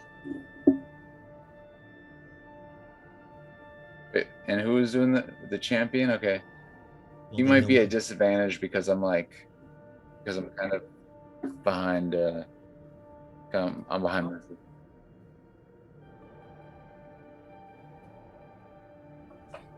Oh no, he can still shoot him. Yeah. Plus, I'm like 3 feet tall behind Blastius, who's like 6 feet tall. Are you like shooting me between his legs? Well, he missed, so it's okay. A disadvantage. All your semantics over nothing. I know. That's my favorite part, though. Right? Yes, I'm a nitpick. I'm like, you got nat 20s? I've got something. Yes. Well, the Yes. dog But killing what if I assassin do this? comes a running up. Seeing Chronic just kind of gasping his first breaths of life, stabs at him with a short sword. That's What a fine. dick.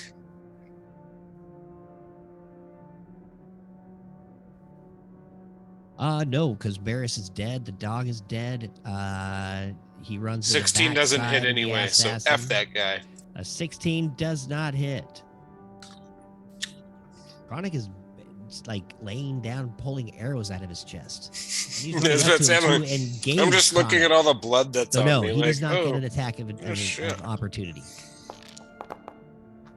Oh, but he doesn't hit him anyway. With both of his attacks, both of his short swords just go to either side of your face as you're looking around like, holy crap, what the hell just happened?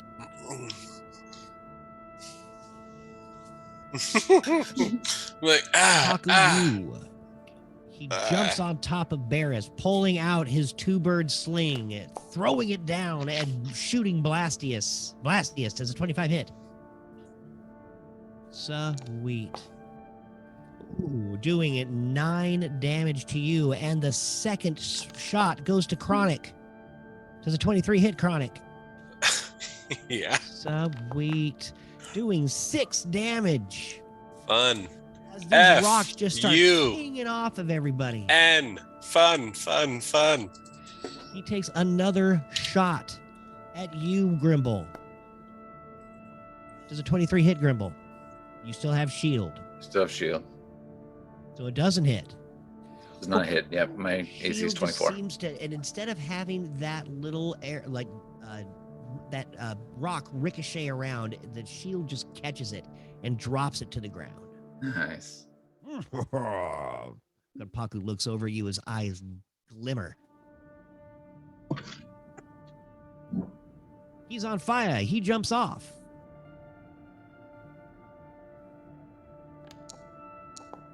And does not break his leg as he comes running over towards the Aurochs, trying to calm them down as their whole backside is starting to catch on fire. Grimble. Is Barris alive right now? Barris is unconscious and is underneath Ganpaku Yu. If I accidentally do some AoE damage and hit him, will he be dead?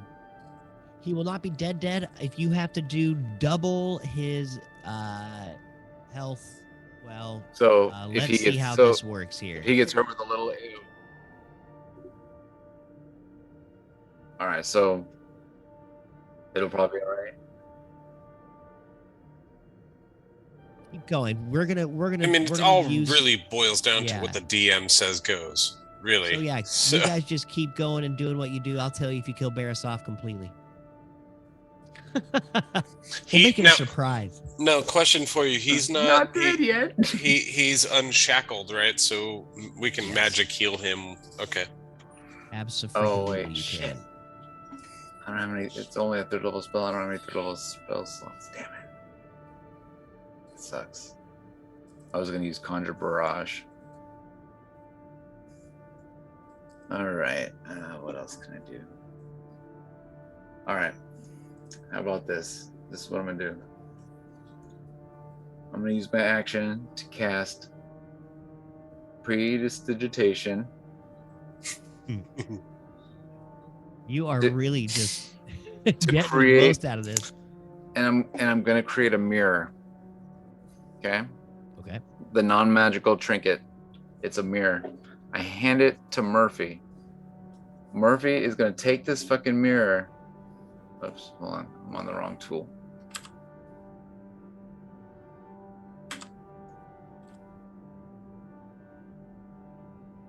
I hand him the mirror, He's gonna walk up and shine the fucking mirror in the face of the the basilisk.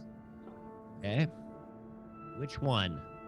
This one, I just moved Murphy right here. Oh, okay, perfect. Thank you. And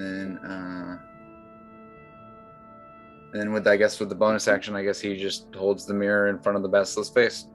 All right. That's my turn.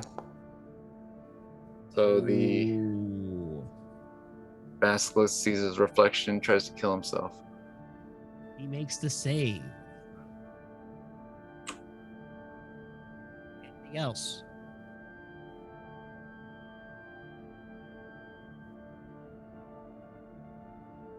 Mm-hmm. Anything else, Sir Grimble? Nope. I'm all out of stuff because that was an action and a bonus action. Sweet. He's like, Save for the captain on the back of the wagon. He does save, flying to the ground again, running up towards the Aurochs, trying to collect them and make sure that they're not going to start bursting off. Chronic, back to the top of the order. hey! Well, so now that I am shackleless. And, I'm about to get some more, hopefully. Let's do this. Yeah. Plus 45. That'll do. No, it's 10d4 plus 20. So, I guess that's pretty damn good. Alright, so I'll add that.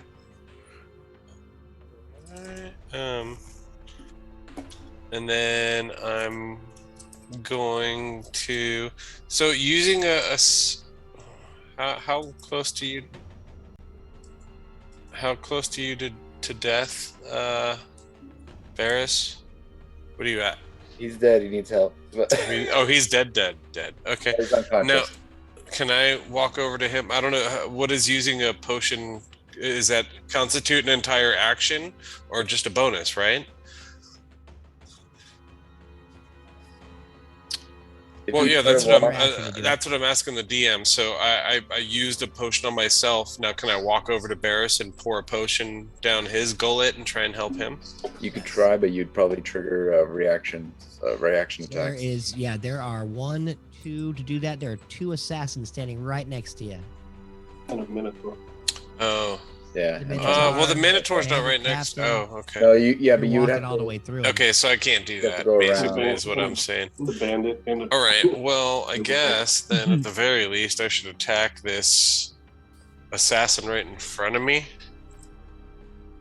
No, I'm good. I'll pass on that. Around the Minotaur, you probably get to the spider guy too. I've heard you done the get hit by multiple people at once this go around, so I'll just stay here and attack these dudes in front of me. There you go. I'll attack, I'll shoot him first. That should hit 23.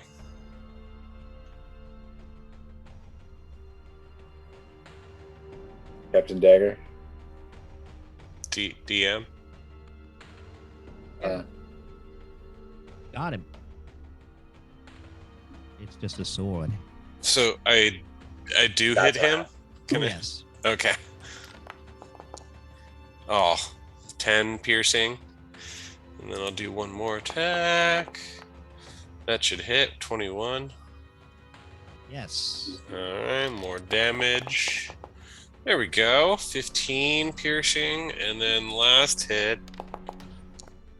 That should hit 19. You already used your bonus.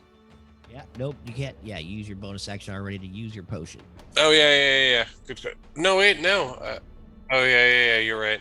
But I thought I get the third one, no? I only get the extra second one.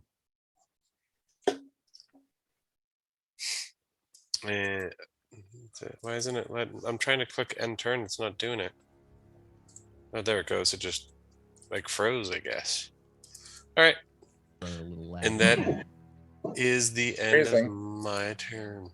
Perfect.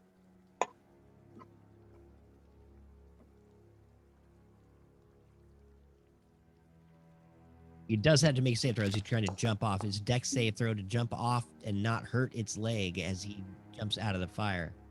Yeah.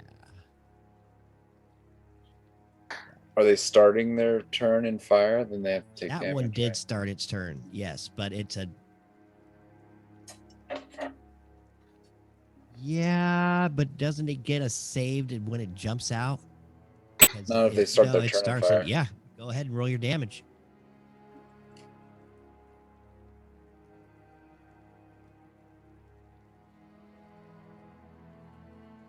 Yeah, because the fireball's gone. Yeah. Mm-hmm. Yep. I think that's right. 3. Hold on. Fireball's gone. Yeah.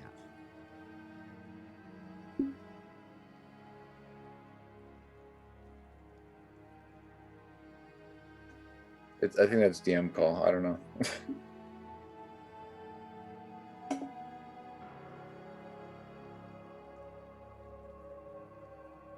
Well, the archer took the damage. As she jumps off the cart, she lands and rolls, pulling up her bow and taking a shot at you, Grimble. Ooh. String snaps. -1 does not hit. But she's able to hold it together. But with that, she is not able to use her second attack as she's trying to get her bow straightened back out. This guy here is in the middle of how long does her thing last?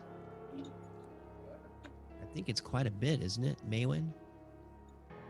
Yeah. Let's see. I got it. It lasts for 1 minute. Yeah.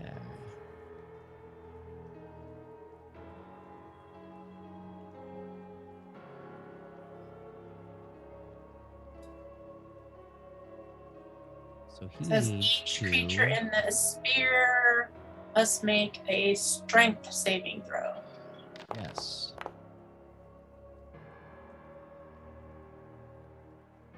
He had made it. It was a strength saving throw of 15. He made it with a 16. Does he take any... He cannot move anymore because it's difficult terrain to get out.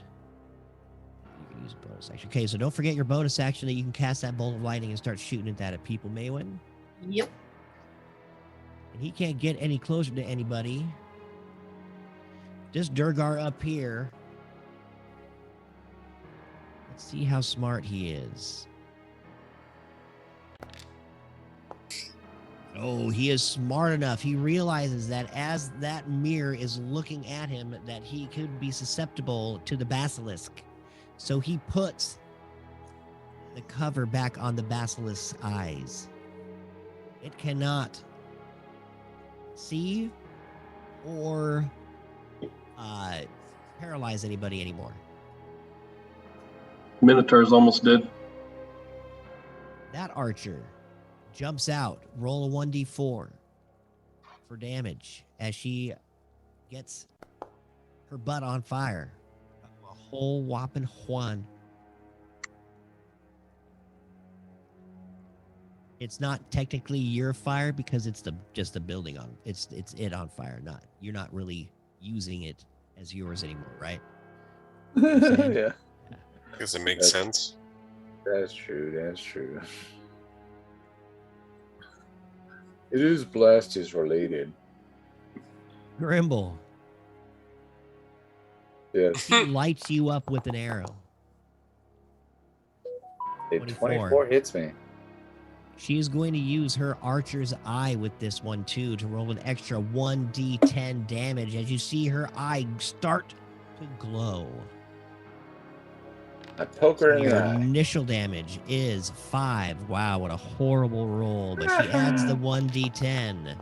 Oh, my piss. 2 more. 7 damage total. What Grimble a spits in her loser. eye. Right on. All the way from over there. She takes another shot at you and misses completely. Her spirit is broken. Looking around, seeing what's going on, he keeps trying to shuffle his basilisk into the right area, into the right place, trying to get everybody in view, and still can't seem to do it. But he puts him over here with the blindfold off. Really can't do much else. Having a hard time controlling this basilisk. Maywin, 'tis your turn. Okay. I'm gonna move over this way a little bit. Oh, hold on. Me and Greg are attached for some reason. There we go.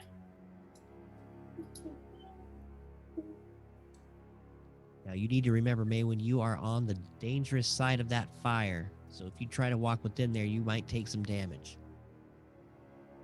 I'm kind of like walking towards Scrimble right now. All right, yeah. And I am gonna target the assassin. Okay. We're just gonna go with a little witch bolt here.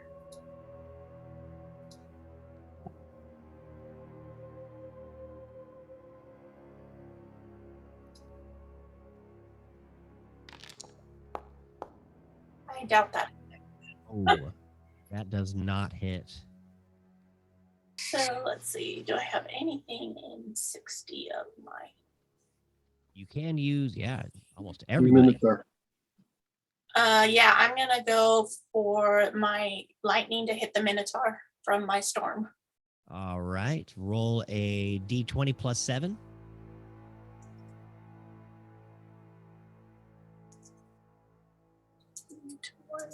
This is 19. Oh, that hits. And it does. Just a sec here. I think had it's the day. 46. Is that right? All right. I believe you're 46. Yeah. 46. Is that right? right. Yes, I'm right there. Yep, that's absolutely right. 46 lightning. 15. 15 damage. DTD moo cow. More like dead cow. Hamburgers for everyone. It's like, meat's back on the menu, boys. Nice. Fillets all around. Yeah, RP that. So I'm real pissed off because they killed my dog. So, She went full John Wick. yeah, like I wasn't gonna fight, but now I'm pissed.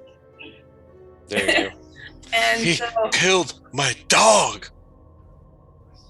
so from my storm that I had conjured, I reach out and like grab some lightning. It looks like, and I make like a throwing motion, but I'm not really holding it, of course. But it pierces the Minotaur and just right into the heart. Yeah. Yeah. Right into the Minotaur. Remember you other guy? And I say, now we're eating good, boys. And that's it for me. Right. Lastiest Facekius.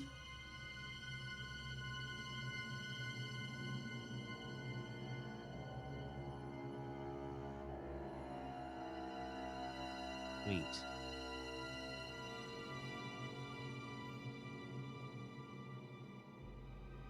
Okay.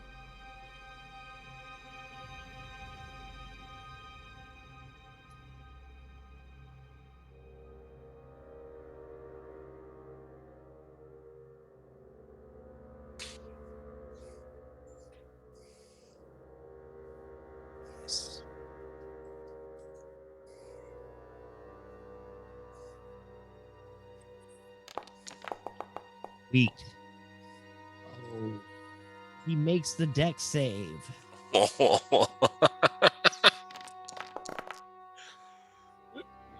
You had to know who was rolling his deck save. That's damn DM. His fucking high rolls all the time.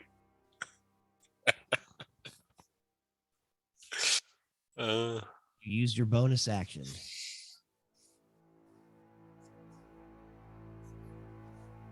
Oh yeah, you get half, but not if it doesn't work. Yeah, you still get half of whatever he takes. So half of 22, 11, 12. So you get 5 hit points back. Half of that because, well, no, he made the save, so he takes half damage, right? So 11. Yeah, because he made the dex save of 20. All right, you get 5 back, brother. So, hey, 5 is better than 4.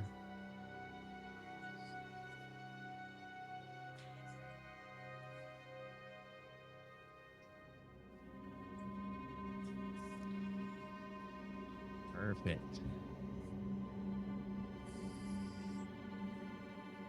Bandits looking around, not knowing what to do. There really doesn't seem to be any water in the area. They're just kind of panicking, knowing that if they get any closer to you, they might not be able to save the other slaves inside. He just gets gonna run around in circles like a little girl. A little one. The archer finally not on fire, finally kind of rolling around on the ground, gets up and takes a shot at you, Flaming Hair Blastius, knowing that you were the one causing all of this issue. Does a 23 hit? Awesome. Oh, but that's bad. 5. She pulls out another shot. That does not hit, clattering across the rocks. Varys, I need that death save.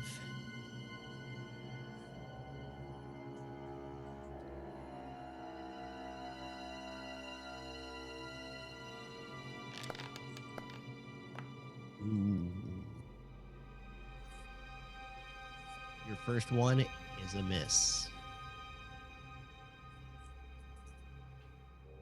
Gilhana.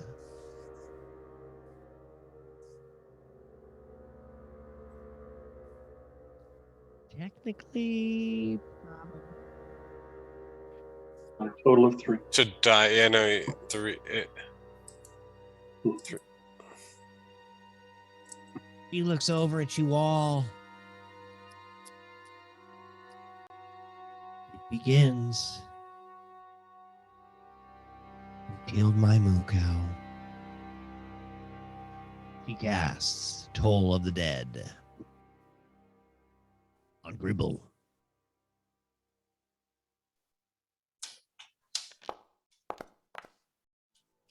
Nope. Oh. You will take 16 damage. Necrotic. Grimble. As that happens, one of the weird cobra-headed whips snakes out at you, Grimble, almost at the same time.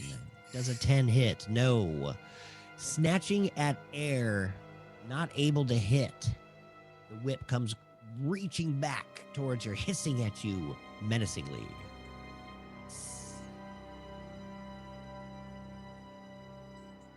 That was the least menacing hiss I've ever had. All right, perfect. The assassin Grimble standing next to you with advantage. Wait, no, you. Oh, wait. Okay, so it won't be at advantage. Wait, no. It will be at advantage because you do not have your steel defender next to you anymore. He has his assassin surrounding you. He is like a rogue. Does a 15 hit? No. Sweet. His second attack. Does a third? No. Sweet, dude. Nope and nope and nope. Snatching at air with his ducking, blades. No. Like duck, dive, dip, dodge, and duck. Heck yes. The scimitar from the bandit captain as he looks over at his assassin that didn't even hit. What the hell, man? He takes a swing at you, Grimble. Does a 22 hit? Yes. Did I? I didn't. I have haven't shield used my anymore. reaction this round, right? That was last round, right? Are you gonna call shield? No, I'll just pretend like I slipped through my defenses, and yeah, it hit me. You take the 6. And he comes in with his other arm and a dagger. A wicked-looking, jaggedy dagger that only does a terrible hit. Hitting through the rib cages that's already exposed, doing 0 damage to you. The champion, looking over at you, Maywin, all forlorn, is going to jump up on top of these rocks.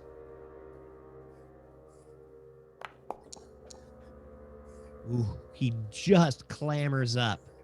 But in doing so, he is going to lose a little bit of his action here. He's not going to be able to take a million shots. He's only going to get 1 at you, Blastius. No. Yes. Yes. No. Oh. Who? The assassin. Looking over at you, Grimble.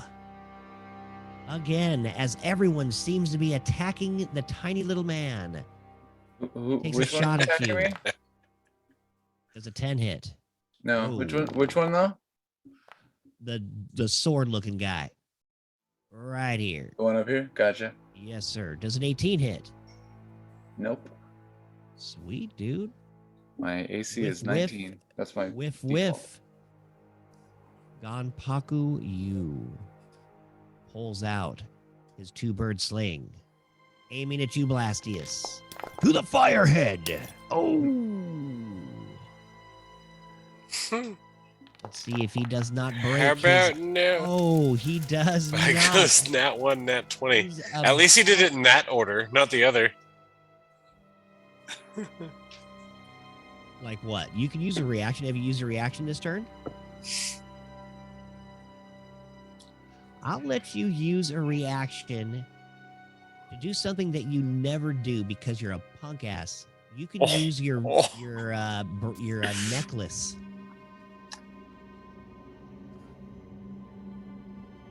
Use your necklace. That is, or move. Oh, okay. I will allow that too because you never use that either. All right, so snakes. All right. It's pretty awesome. I only recall when you got that staff. I don't know that you've ever used it that I remember.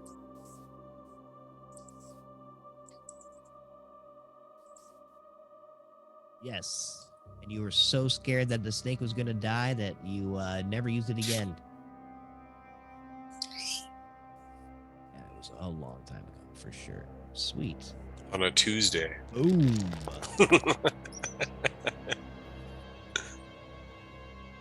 Snaky.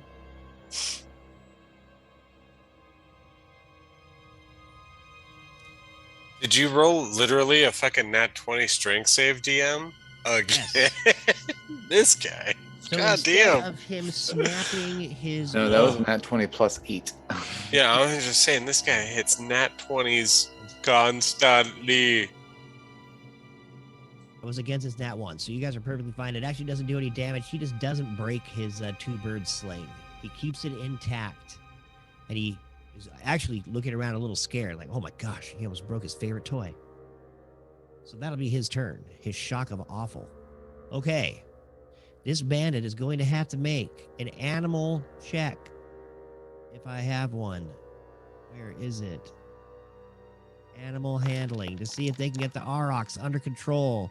Oh, no, the huge auroch turns around and tries to slap this guy right in the face with his tail.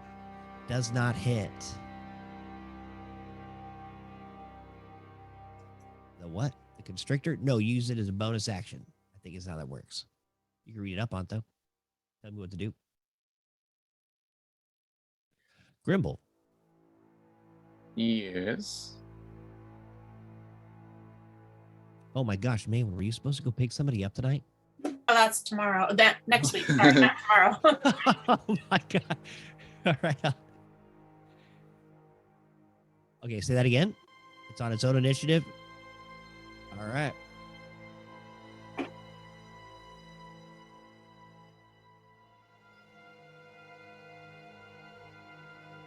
I did not.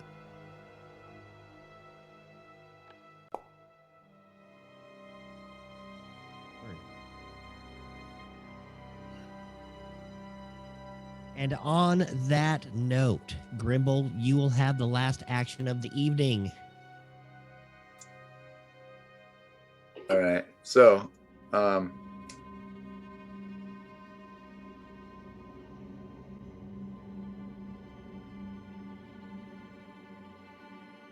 what's it? Well, I know Grimble, or I know Barris has to get up, butt crack early. He's probably going to get like an hour's sleep, so. I'm smoked. Sorry, guys. So I'm gonna pull out my spell refueling ring, and recover a 3rd level spell slot. At which point I'm gonna take the 3rd level spell slot and use it to cast Conjure Barrage. And I'm gonna do it. How do I turn it? Do I do it with arrows? How do you turn the like when you get a cone? No, there it is. I see it. You're right. Scroll. All right, and then I'm gonna put it about. Trying to get it so it doesn't hurt anybody. Here. Well, Barris is already. He'll be fine. So yeah, I guess Conjure Barrage there. So everybody in there has to make a Dex 16 save, and that would be the damage. It's only 13, but. Okay. Wait, what was it? Oh yeah, 3d8. That was slow. Wow. The Basilisk does not save. Neither does the Durgar. Arr. Neither does Goonpaku you. Arr.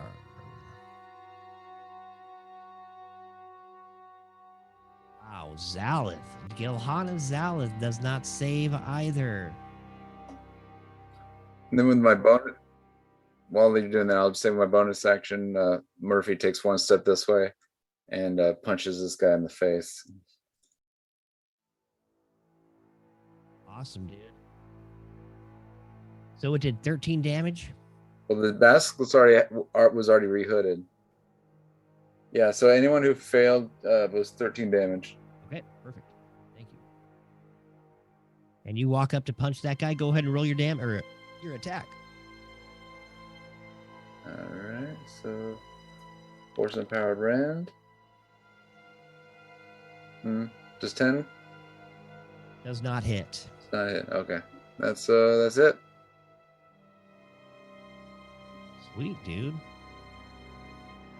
Good job, man. That hit everybody in there. So yeah, that Conjure Barrage is like I just threw a device up in the air, and it did like a spray attack, and it just like peppered the area with like little bullets or little pebbles or something. Awesome. And perfect. Great way to end the night, guys. Great job, everybody. Grimble is very close to death. Well, actually not that bad. He's got 22 health, so I guess he's not that bad. 22 out of 100. You guys are doing just fine, you wusses. You've re-healed yourself so many times throughout this adventure. If you got down to 0 tonight, raise your hand. So, Barris, you can raise your hand too. Yeah.